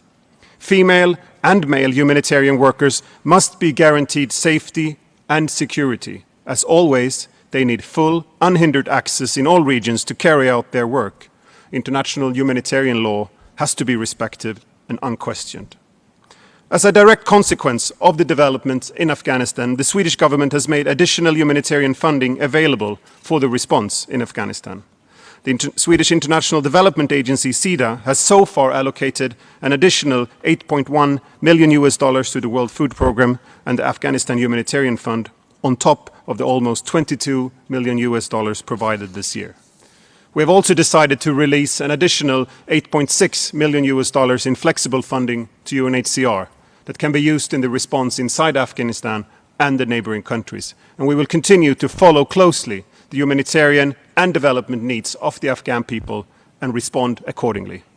We have a long-standing relationship and engagement with Afghanistan, including through the Swedish Committee on Afghanistan, and our pledge reflects our steadfast support. Excellencies, for decades, winters have feared the Afghans. The regular power cuts, the roofs that collapse, the snow cutting of roads for months, and the children at risk dying from the cold. But they have also feared the spring, the fighting season.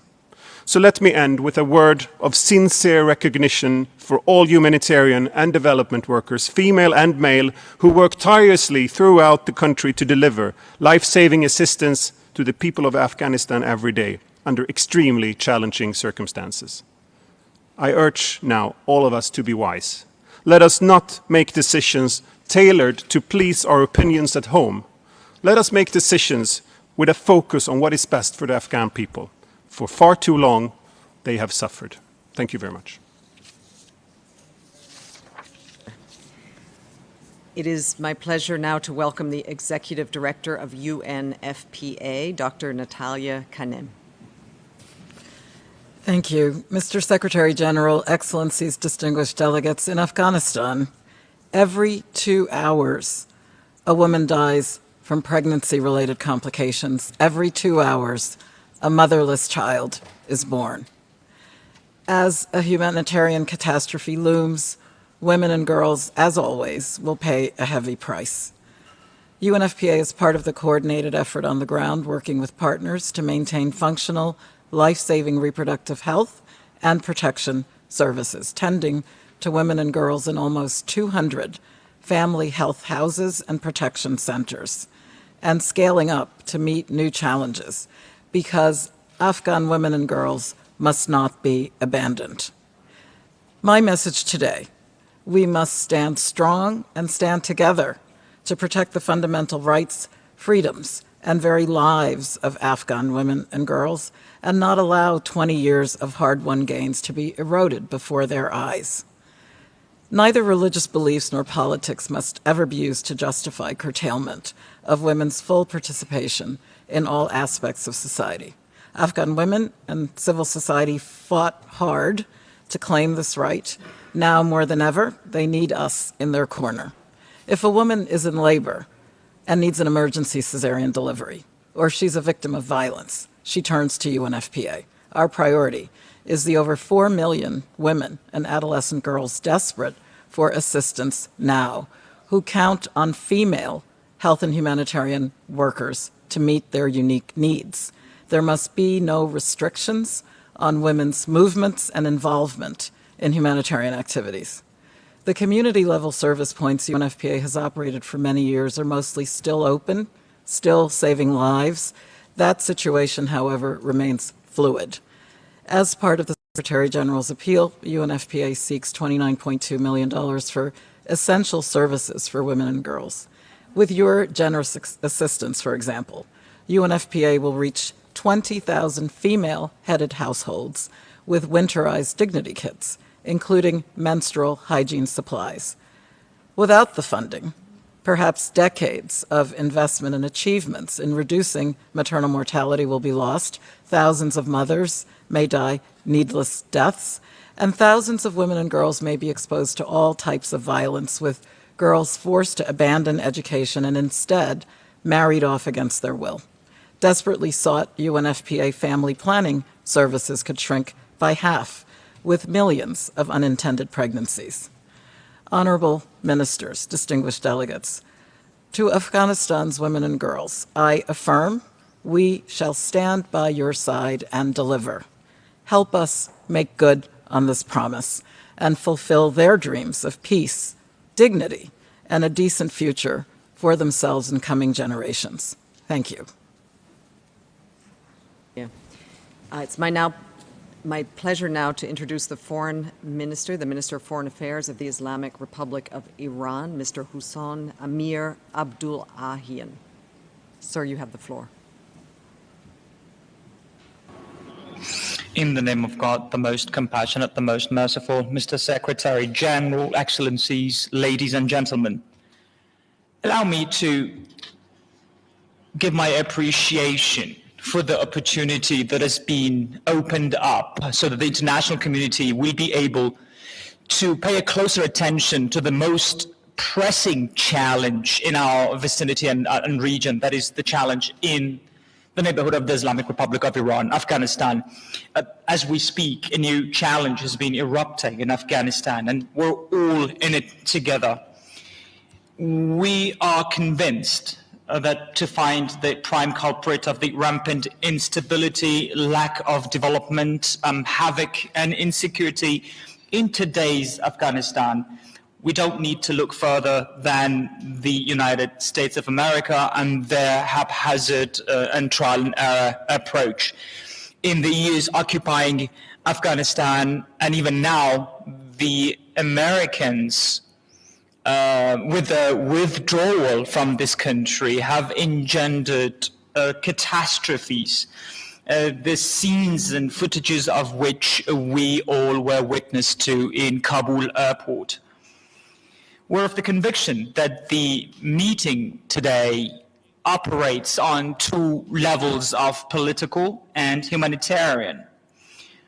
On the political level, we need to collectively reinforce and echo this one message, that is, a safe, prosperous, and developed Afghanistan shall only and only be viable and possible in light of the establishment of a national, broad-based, all-inclusive government with the participation of all sides. The Islamic Republic of Iran keeps contacting all parties in Afghanistan. We pursue a policy in Afghanistan that warrants the establishment of a broad-based government, and at the same time we shall see an Afghanistan void of terrorism, void of narcotics, an Afghanistan whose situation creates sparks of hope in Afghan people, and Afghan people can decide about their future. We believe that on the humanitarian level, people, women and children in the past years, and particularly in the past weeks, have undergone catastrophic and calamitous situations. Today, it is incumbent on the international community to reach out to Afghanistan by delivering urgent and swift humanitarian aid delivery. The Islamic Republic of Iran stands ready to redirect and facilitate humanitarian aid of other countries to Afghanistan. We are one of the countries that have the longest common borders.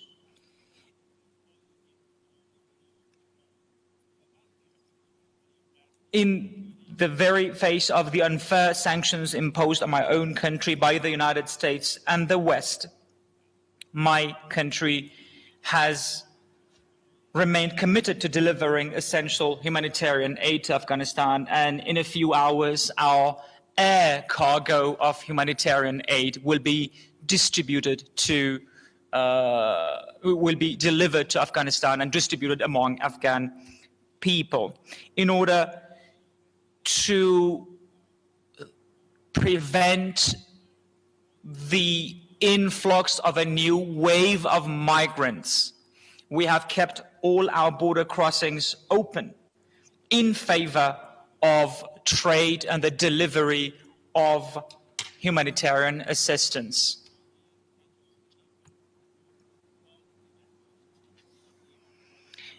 And in this way, within our ken, we try to address the needs and necessities of Afghan people. Today, Iran is host to and supports some 4 million Afghan citizens.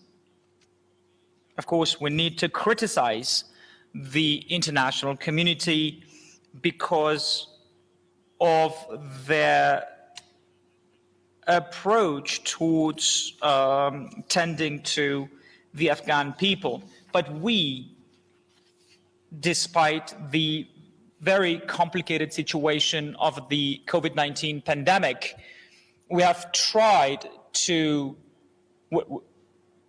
stand by Afghan citizens in Iran, and parallel with our own nationals, we are protecting this refugee population by vaccinating them against this ominous coronavirus. Allow me to take the opportunity and hereby press for the importance of urgent humanitarian assistance for the Afghan refugees as we wait for the establishment of a broad-based government. In conclusion, I would like to thank the UN Secretary General and the UN OCHA for organizing this event.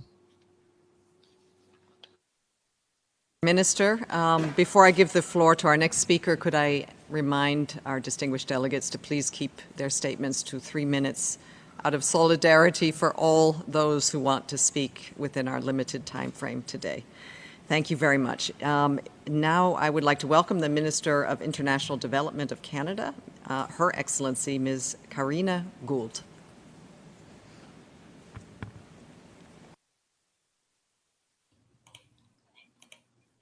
Great, thank you so much. Canada is deeply concerned about the deteriorating situation in Afghanistan, including the potential collapse of financial and social systems and the devastating impact this would have. While Afghans in all parts of the country are affected, women and girls are feeling the consequences of this humanitarian crisis the most. We must act urgently, and we need to act collectively. Canada welcomes the Afghanistan flash appeal, and we are committed to working closely with humanitarian partners to ensure that urgent needs are met. Recently, Canada announced $50 million toward the humanitarian response in Afghanistan and the region. This is in addition to more than $27 million in humanitarian assistance for Afghanistan already provided this year. Nous reconnaissons que la situation sur le terrain demeure fluide et que l'environnement opérationnel des acteurs humanitaires est extrêmement difficile et complexe. Le Canada salue les efforts inlassables déployés par les partenaires humanitaires pour apporter une aide urgente et vitale aux personnes touchées par cette crise. Il est essentiel de ne pas compromettre l'aide humanitaire et qu'elle demeure ainsi neutre, impartielle et indépendante. Nous appelons toutes les parties à respecter le droit humanitaire international et permettre un accès sans entrave aux populations civiles, en particulier les femmes et les filles. En agissant sur la base de ces principes, nous pouvons contribuer à nous assurer que les personnes qui ont besoin d'aide puissent le recevoir et que ceux qui fournissent cette aide puissent le faire en toute sécurité. In addition to the impact of the crisis inside Afghanistan, we also recognize the significant pressure being placed on refugee hosting countries and communities in the region. We commend the generosity of neighboring countries who offer safe haven to people fleeing violence and strongly encourage the countries of the region to keep their borders open. In line with the Global Compact on Refugees, Canada is committed to supporting these regional efforts and providing assistance to Afghan refugees and hosting communities. We are also committed to global responsibility sharing, and we look forward to welcoming 20,000 Afghan refugees to Canada. We encourage other countries to do the same. The people of Afghanistan must remain at the center of our humanitarian efforts. In our haste to act, we must not forget to listen to their priorities, their concerns, and ensure that they are an integral part of our collective response. The outpouring of solidarity and generosity by the international community here today speaks to a strong and unwavering global commitment to meeting the humanitarian needs in Afghanistan. It is a testament to our shared responsibility to save lives, alleviate suffering, and protect the dignity of the Afghan people. Thank you. Very much. It's my pleasure to now turn the floor to the Minister for Foreign Affairs and Minister for Women of Australia, Senator the Honourable Marise Payne.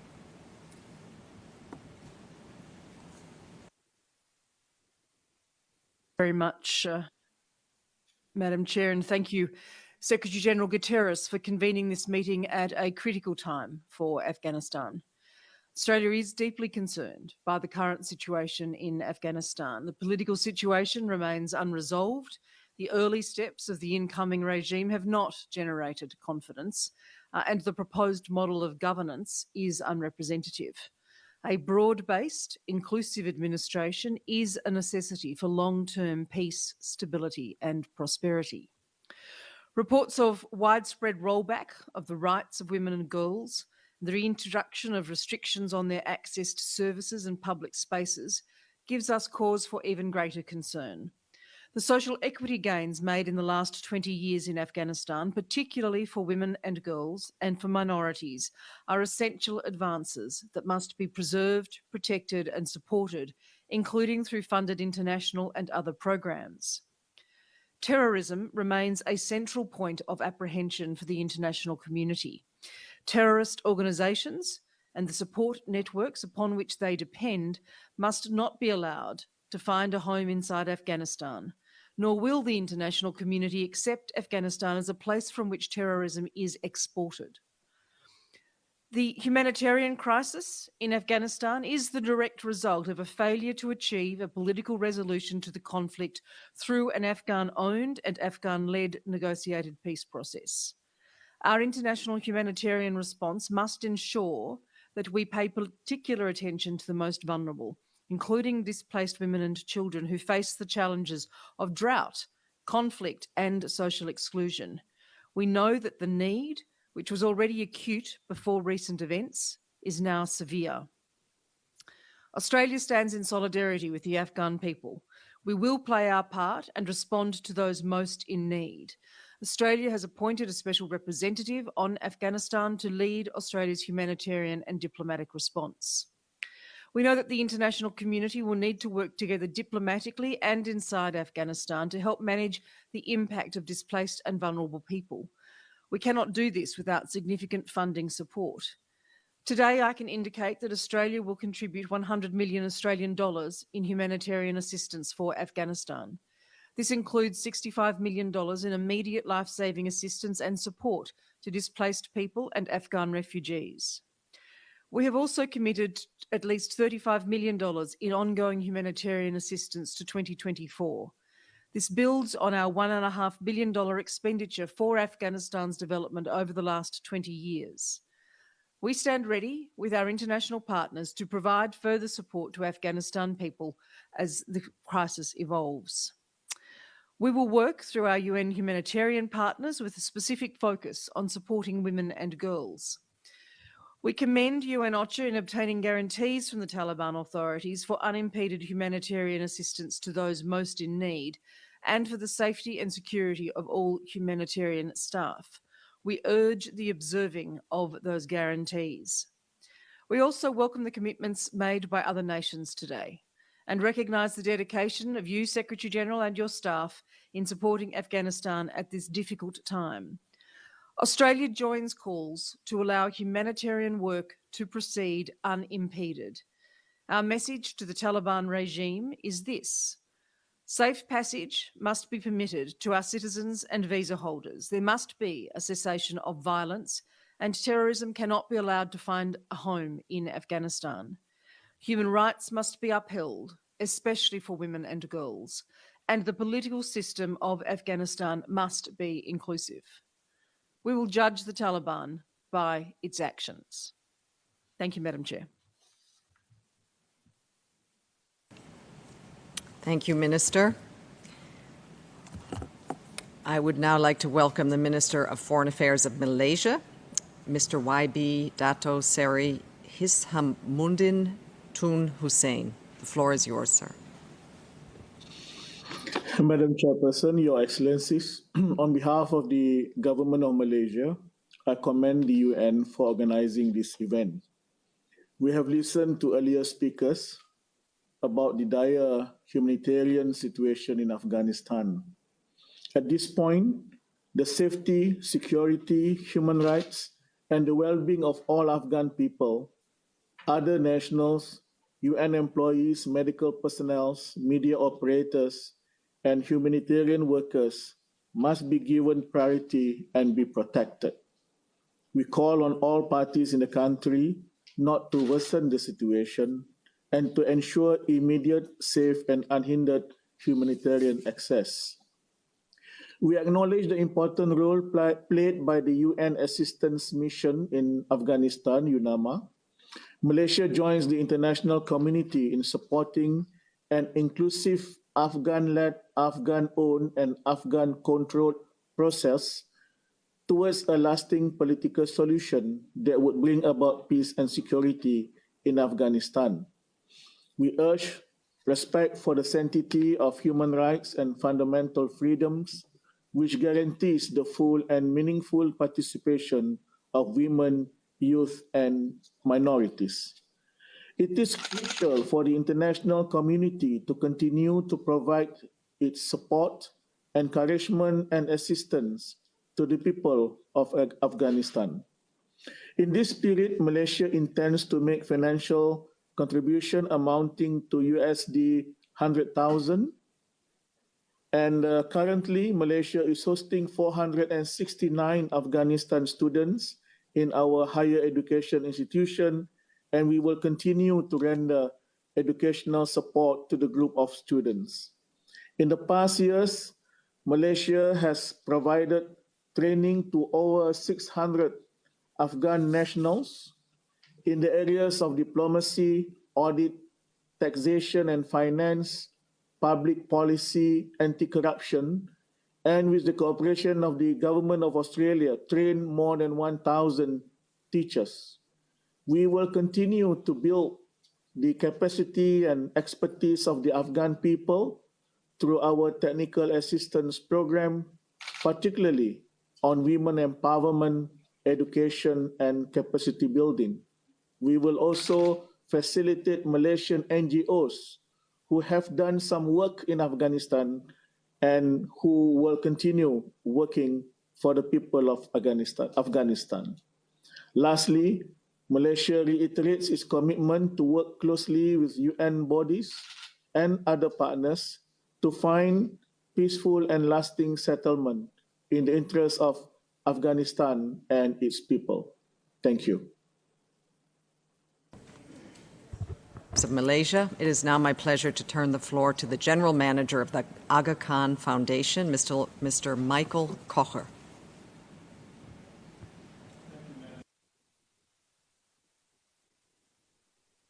I think we've got it. Thank you, Madam Chair.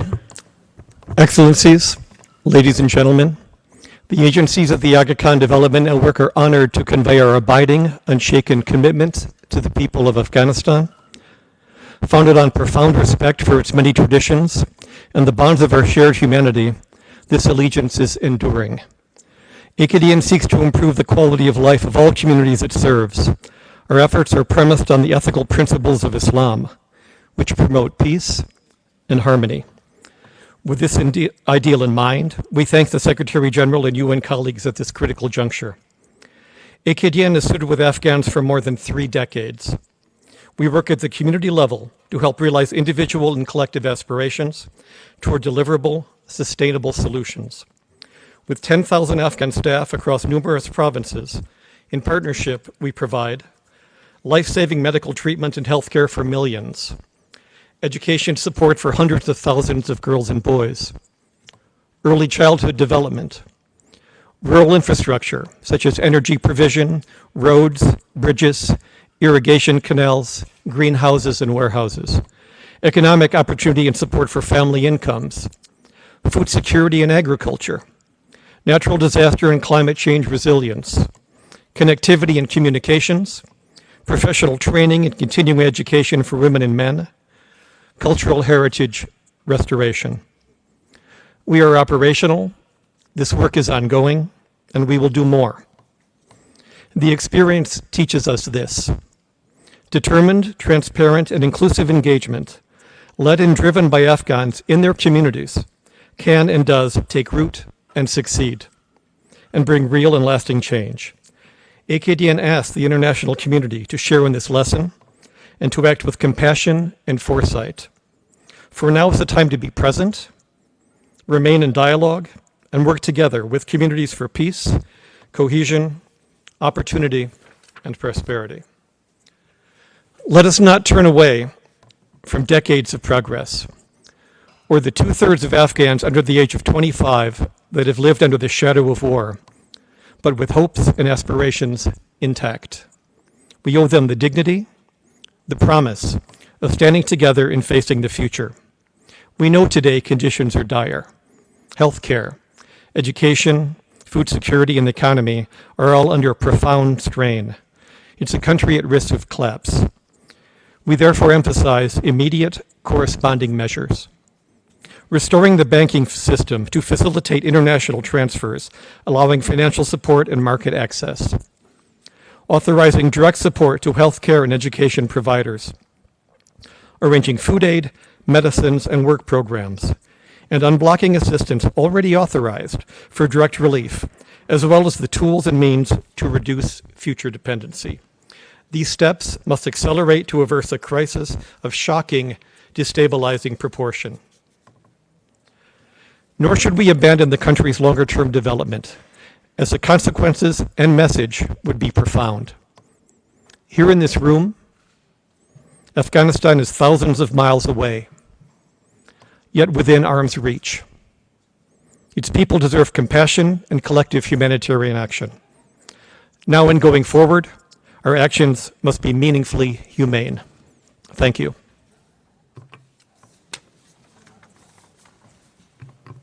Thank you very much. From the Aga Khan Foundation, Mr. Kocher. I would like to introduce the Minister of Foreign Trade and Development Cooperation, Mr. Tom de Bruynge from the Netherlands. You have the floor, sir. And thank you, Secretary General. To say today's meeting is important would be an understatement. We urgently need a coordinated, concrete response to the crisis in Afghanistan. We cannot and will not close the door on the people of Afghanistan. The figures and especially impressions that were mentioned and shared by the Secretary General and others speak for themselves. It is clear we are dealing with a multi-layered crisis, thematic as well as geographical. Our challenge is to deliver a common international response to address these crises, starting with the humanitarian one. I wholeheartedly thank the international and national frontline workers for continuing the delivery of humanitarian aid and humanitarian principles under extremely difficult circumstances. The international response should be adequately resourced early on. For this reason, the Netherlands will contribute 20 million euros to the Afghanistan Humanitarian Fund.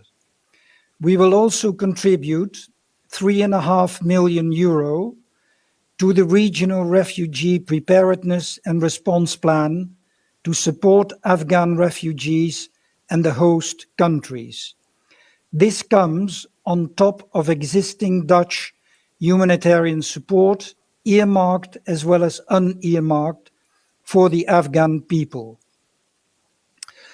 Clearly, a swift international response also requires independence, security, and unhindered access for all humanitarian staff. For the Netherlands, these principles are of the utmost importance. We must remain united on our formulated key asks to ensure that humanitarian action is delivered in accordance with humanitarian principles of humanity, neutrality, impartiality, and independence. And among these asks, the most pertinent is that all humanitarian aid workers, women and men, must be allowed to continue their work across the country. Afghanistan is also facing a basic service delivery crisis. For the immediate term, we should explore how we can best tackle this together in ways that respect fundamental rights and freedoms, especially for women and girls, and guarantee the independent functioning of these institutions without having to pay fees to the Taliban. This is one of the reasons we are supporting the Afghanistan Humanitarian Fund, via which also basic service delivery organizations can be supported so that, for example, clinics can remain open. For the medium term, there will need to be a more sustainable solution for this question. While Afghanistan requires our full attention, we must not forget the millions of Afghan people who have found a safe haven in neighboring countries over the past decades. We truly appreciate the solidarity of the communities that have embraced them. I thank Secretary General Guterres for organizing this important meeting, and we stand ready to remain engaged on finding the best way out of this crisis. Thank you very much, Madam Chair. Thank you very much, Mr. Minister. It is now my pleasure to introduce the Minister for Foreign Affairs of Iceland, His Excellency Mr. Guðlaugur Þór Þórðarson.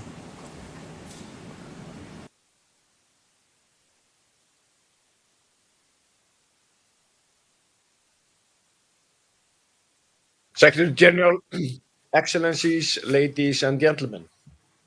The alarming humanitarian situation in Afghanistan deserves the full attention of the international community. While Afghanistan has for long faced multiple and complex challenges, the events of past weeks have turned these challenges into a full-blown crisis. Iceland is committed to support humanitarian partners on their critical mission in Afghanistan, and today I am announcing a new contribution of 25 million Icelandic krona to the Afghanistan Humanitarian Fund in support of the flash appeal and the humanitarian response plan.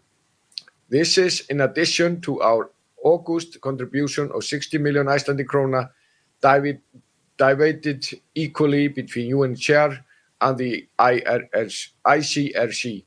Hence, in under a month, Iceland has committed 85 million Icelandic krona of flexible humanitarian assistance to key operational partners, all of which play a critical role in Afghanistan. As the devoted human rights advocate, allow me to stress the importance of respect for international human rights and humanitarian law, unhindered humanitarian access, and the protection of Afghan civilians. We must work together to preserve hard-won gains and safeguard the rights of women and girls.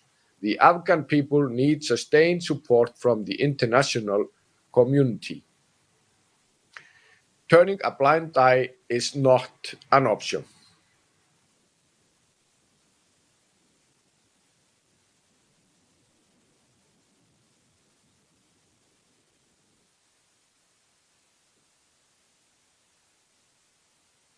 Mr. Minister, that was an important conclusion. Turning a blind eye is not an option. I would like now to give the floor to the CEO of Save the Children, Inger Ashing.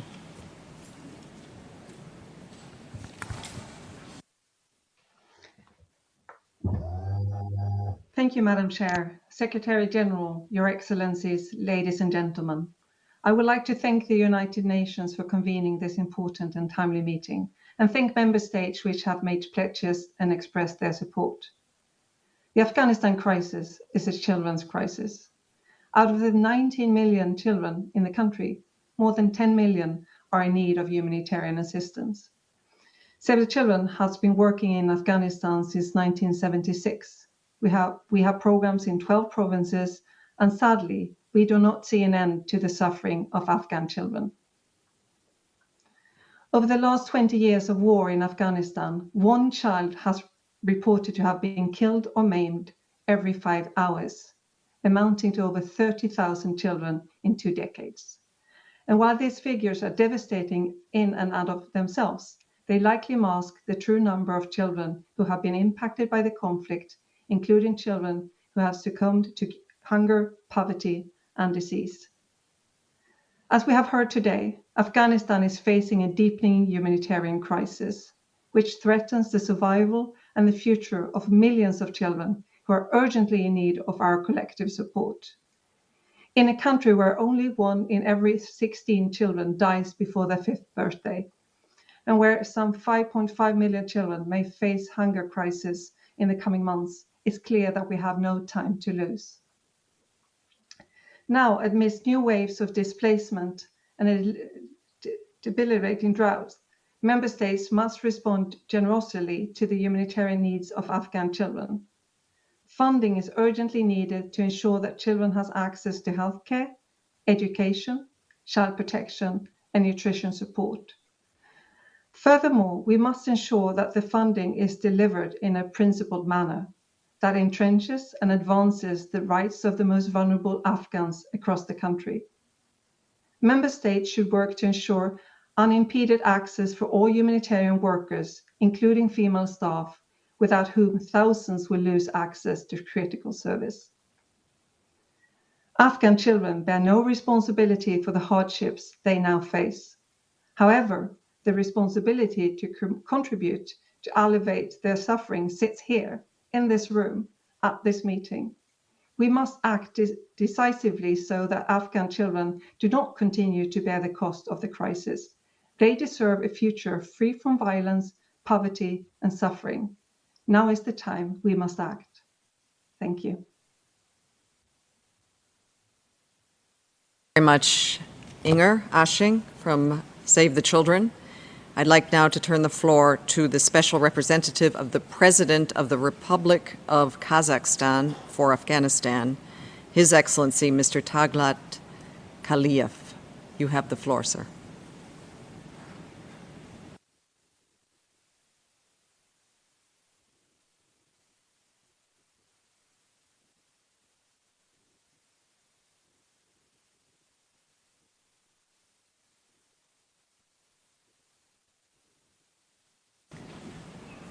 Is the Special Representative of the President of the Republic of Kazakhstan for Afghanistan available to take the floor?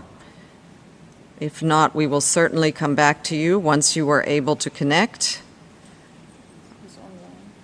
I understand he is online. Let's wait a few more seconds.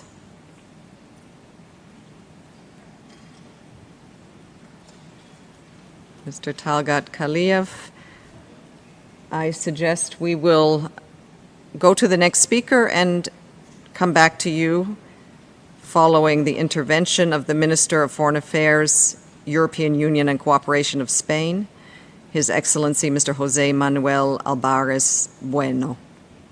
The floor is yours.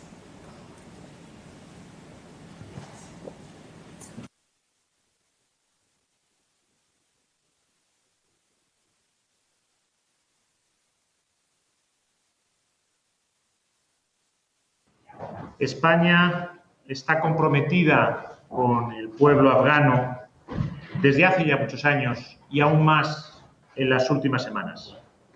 Es tarea de todos, de toda la comunidad internacional, prestar ayuda urgente a la nación afgana para evitar el drama de una crisis humanitaria de enormes proporciones. Por ello, agradezco a OCHA la convocatoria de esta conferencia, de la que debemos extraer compromisos y acciones eficaces. Expreso mi reconocimiento a todos aquellos hombres y mujeres que asisten a los desplazados y víctimas en la crisis afgana y en especial a aquellos que han perdido la vida en ese esfuerzo. Es esencial asegurar que los actores humanitarios puedan desarrollar su labor en condiciones de seguridad. Nuestros esfuerzos en los operativos de evacuación deben encontrar continuación en estos momentos en nuestras acciones posteriores para asistir a los ciudadanos afganos que permanecen en el país o que se han refugiado en países vecinos. Es esencial que mantengamos un enfoque regional de la cuestión. Esta crisis multisectorial tiene efectos potenciales en materia migratoria, en materia económica y en materia de seguridad para la región. Los países vecinos, entre ellos Pakistán, país que acabo de visitar el viernes pasado, han recibido ya más de 2,2 millones de refugiados. El apoyo a Afganistán debe incluir a la población refugiada en países vecinos y a los propios países vecinos. Mañana me desplazaré a Qatar para seguir en contacto con aquellos países comprometidos con la crisis de Afganistán. Muchos ámbitos requieren de nuestra atención. Tenemos que actuar de manera coordinada. Cuanto más unidos estemos, más impacto tendremos. También debemos asegurarnos que la ayuda humanitaria llega a quien debe llegar, a los más vulnerables. Entre los colectivos más vulnerables están las mujeres y las niñas afganas cuyos derechos fundamentales están en peligro. España promovió sendas declaraciones, tanto en el marco de la Unión Europea como en el Consejo de Derechos Humanos, llamando la atención sobre ese riesgo en los primeros días de la evacuación del aeropuerto de Kabul. Me gustaría destacar la prioridad que tiene para España garantizar la educación de más de 2,5 millones de niños y niñas. La acción humanitaria debe prestar especial atención al acceso de las mujeres trabajadoras humanitarias, esencial en ámbitos como salud y educación, para que la asistencia humanitaria llegue en condiciones de igualdad también a las mujeres y a las niñas. Nuestro firme compromiso con el pueblo afgano debe, como he mencionado al inicio, ir acompañado de acciones concretas, de acciones eficaces.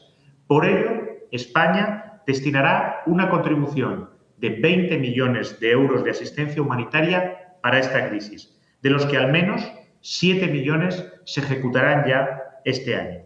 No vamos a dar la espalda a esta crisis. El pueblo afgano debe tener la certeza de que seguiremos trabajando para que los muchos años invertidos en crear un futuro mejor para ese país no hayan sido en balde. Muchas gracias. Very much, Mr. Minister. I'm told that Mr. Talgat Kaliyev, the Special Representative of the President of the Republic of Kazakhstan for Afghanistan, is online now. Sir, you have the floor.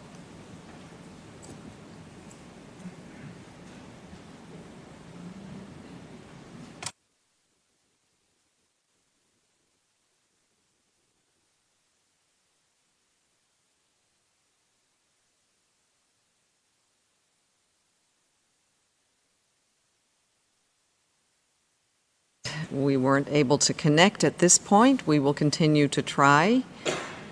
Next, we have the Minister of State of the United Arab Emirates, His Excellency Ahmed Al Saeed. You have the floor, sir.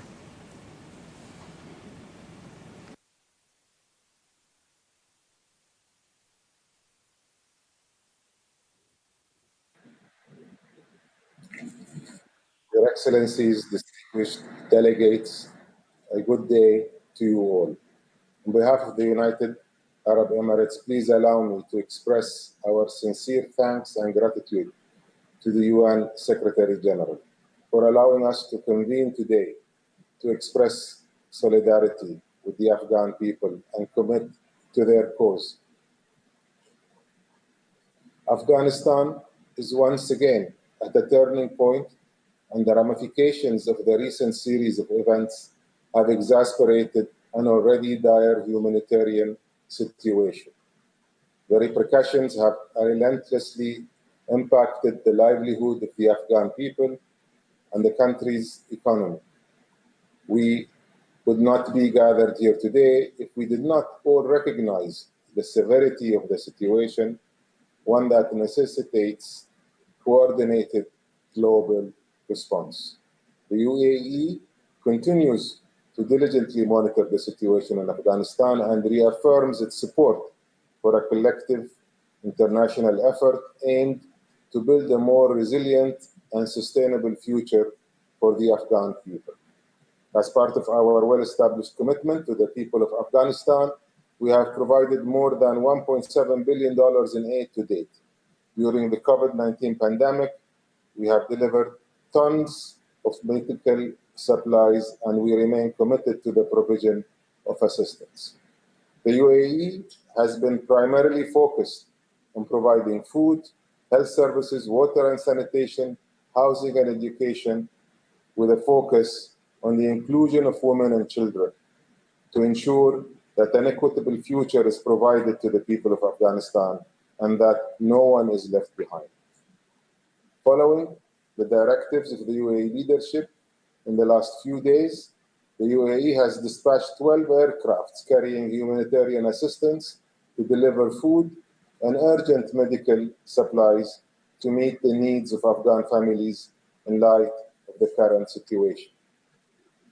We have also launched an emergency airlift, which assisted in the evacuations of more than 40,000 Afghans and foreign residents over the past months. The UAE is currently hosting thousands of Afghans' families until they transit to their final destinations. We are fully dedicated to the mobilization of international efforts to protect those who are most vulnerable in times of crisis and to promote peaceful coexistence and tolerance in a time of heightened divergence and extremism. The Afghan people have a right to live a full, secure, and dignified life. We stand ready to assist, support, and engage with various partners in the global response to the Afghan cause. I therefore would like to announce an in-kind donation of $50 million to Afghanistan. Thank you again for your time and attention.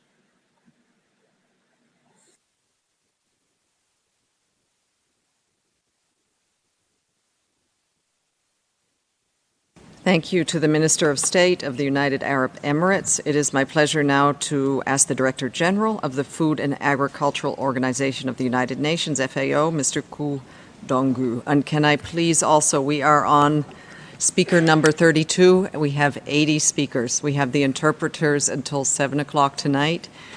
If I may kindly ask everybody to please keep their statements brief so that everybody will have the chance to speak. Thank you. Over to you, Mr. Donggu. Thank you, and moderator. Dear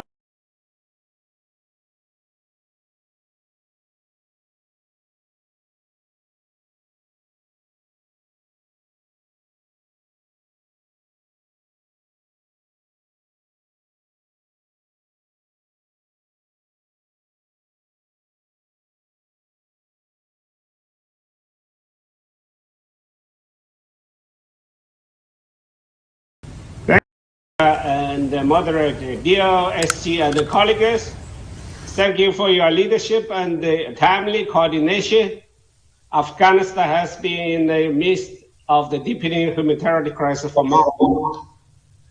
A crisis that threatened to spiral out of control without immediate and speeded up action. On behalf of FAO, I would like to call your attention to a less visible side of the crisis taking place right now in the rural community and food insecurity.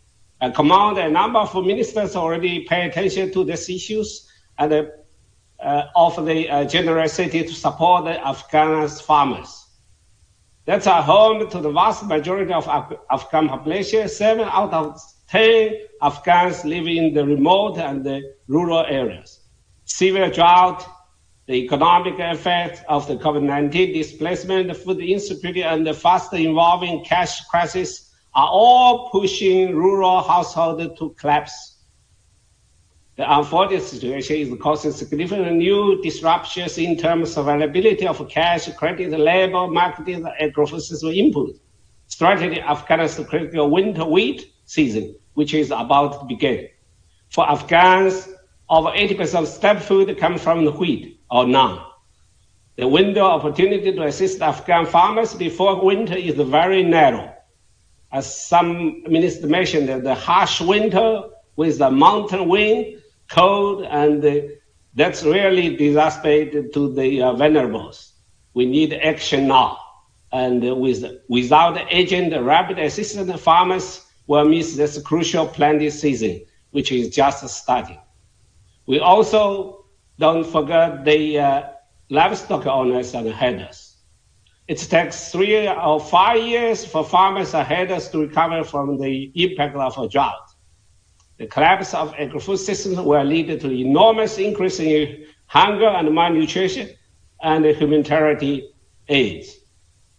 Early humanitarian spending now, and for instance, less than $150 are needed for the winter wheat seed package with the fertilizer, which can produce enough food to cover the whole family winter wheat and flour need for 1 year. FAO remains on the ground in Afghanistan, continue to deliver in rural areas, but more resources are required. Our Director of Emergency and Resilience is now in the Kabul. It's the first UN Emergency Director is in Kabul now. Despite the critical situation, we have been able to assist more than 200,000 people with essential livelihood in August alone.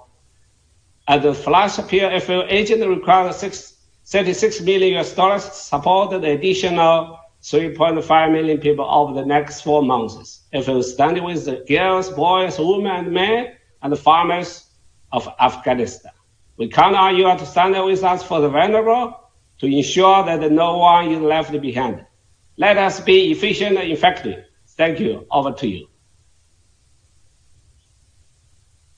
From FAO.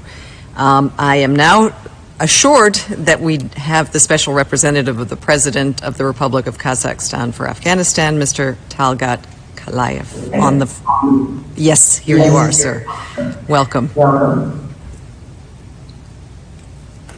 Your Excellency, Secretary General Antonio Guterres, Madam Undersecretary Fleming, Excellencies, I thank the United Nations for convening this extremely timely high-level meeting on Afghanistan and reaffirm Kazakhstan's support for international efforts to express solidarity and commitments to Afghan people. Secretary General underlines that it's crucial for the international community to take swift actions to ensure that the people of Afghanistan have direct access to life-saving assistance. In this regard, Kazakhstan proposed creating an international humanitarian logistic hub to be established in Almaty to consolidate, distribute, and deliver international humanitarian aid under the guide and leaders of United Nations. We are already in the close contact with the UNAMA office, which has recently moved to Kazakhstan, and the World Food Program in Kabul on preparing urgent delivery of food. Negotiations on the mass purchases of food from Kazakhstan already started and expected to be completed soon, after which the shipment of the food will start immediately. Let me emphasize that Kazakhstan, as a grain basket of the region, is a traditional supplier of wheat to Afghanistan and covers more than half of the country's consumption of flour. Besides that, I would like just to mention that Kazakhstan's embassy in Kabul is fully operating. Kazakhstan is committed to continue educational programs for young Afghans to study in Kazakh University, especially in cooperation with the European Union and UNDP on educational programs for Afghan women. Taking this opportunity, I call all donor nations to support Kazakh initiative. We are open to negotiate this issue on bilateral and multilateral level, and I thank you. Thank you very much to the representative of Kazakhstan. I would now like to give the floor to the Minister of Foreign Affairs of Andorra, Ms. Maria Ubach-Font.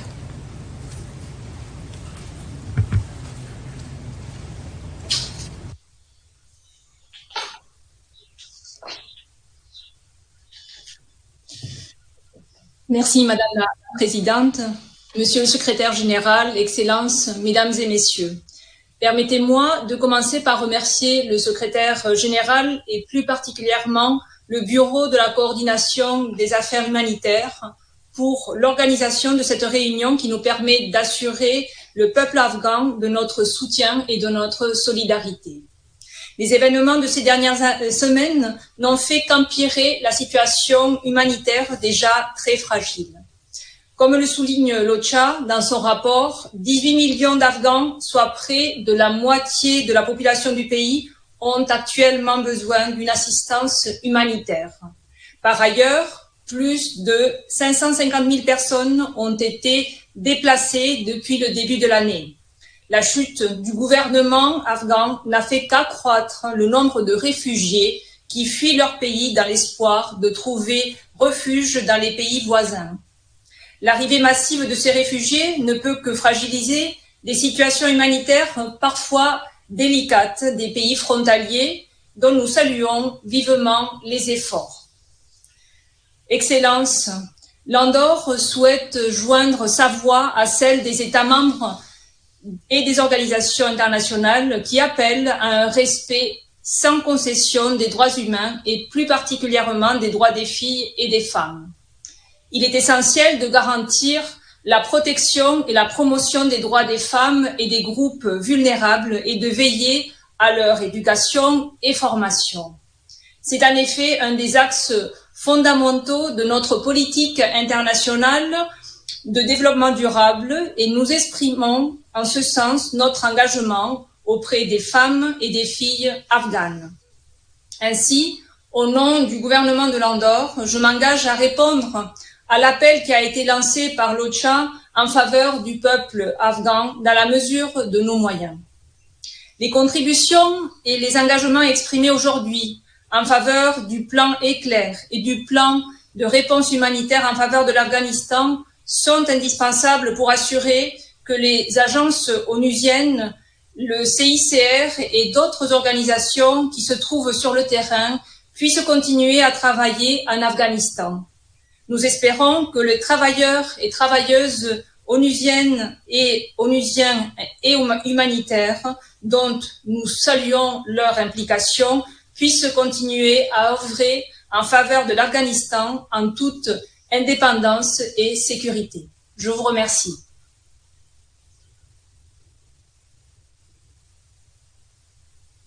Thank you very much to the distinguished Minister of Andorra. It's my pleasure now to give the floor to the Federal Minister for Women, Youth and Integration of Austria, Ms. Susanna Raab.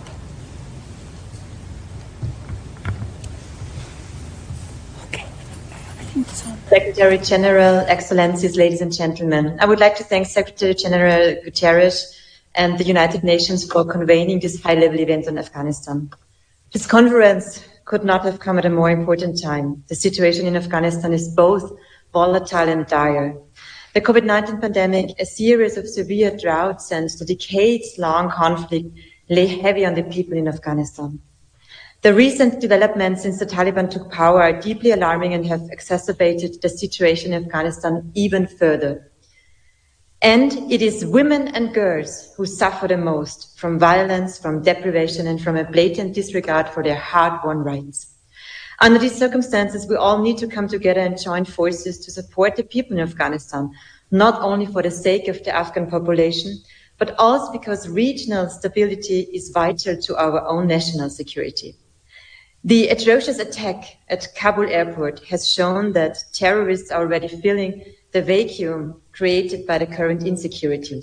We need to act quickly to prevent neighboring states from being sucked into this security black hole, which has already started expanding. It is vital to further strengthen our cooperation in the fight against terrorism, securing borders against organized crime, drug and migrant smuggling.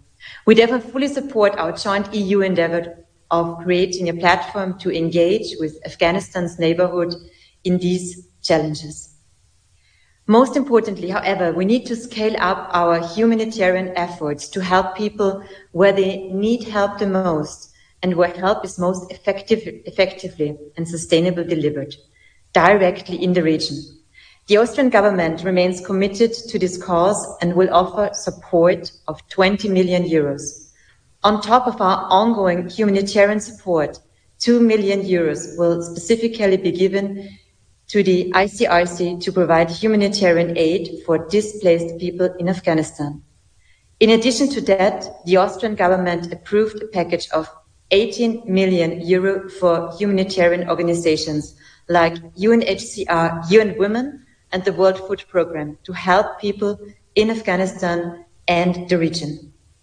The protection of women is of particular importance in this package, for one thing is clear: the protection and safety of women and girls, their equal access to basic services and livelihood, as well as the rights and dignity, must be preserved and guaranteed at all times. So must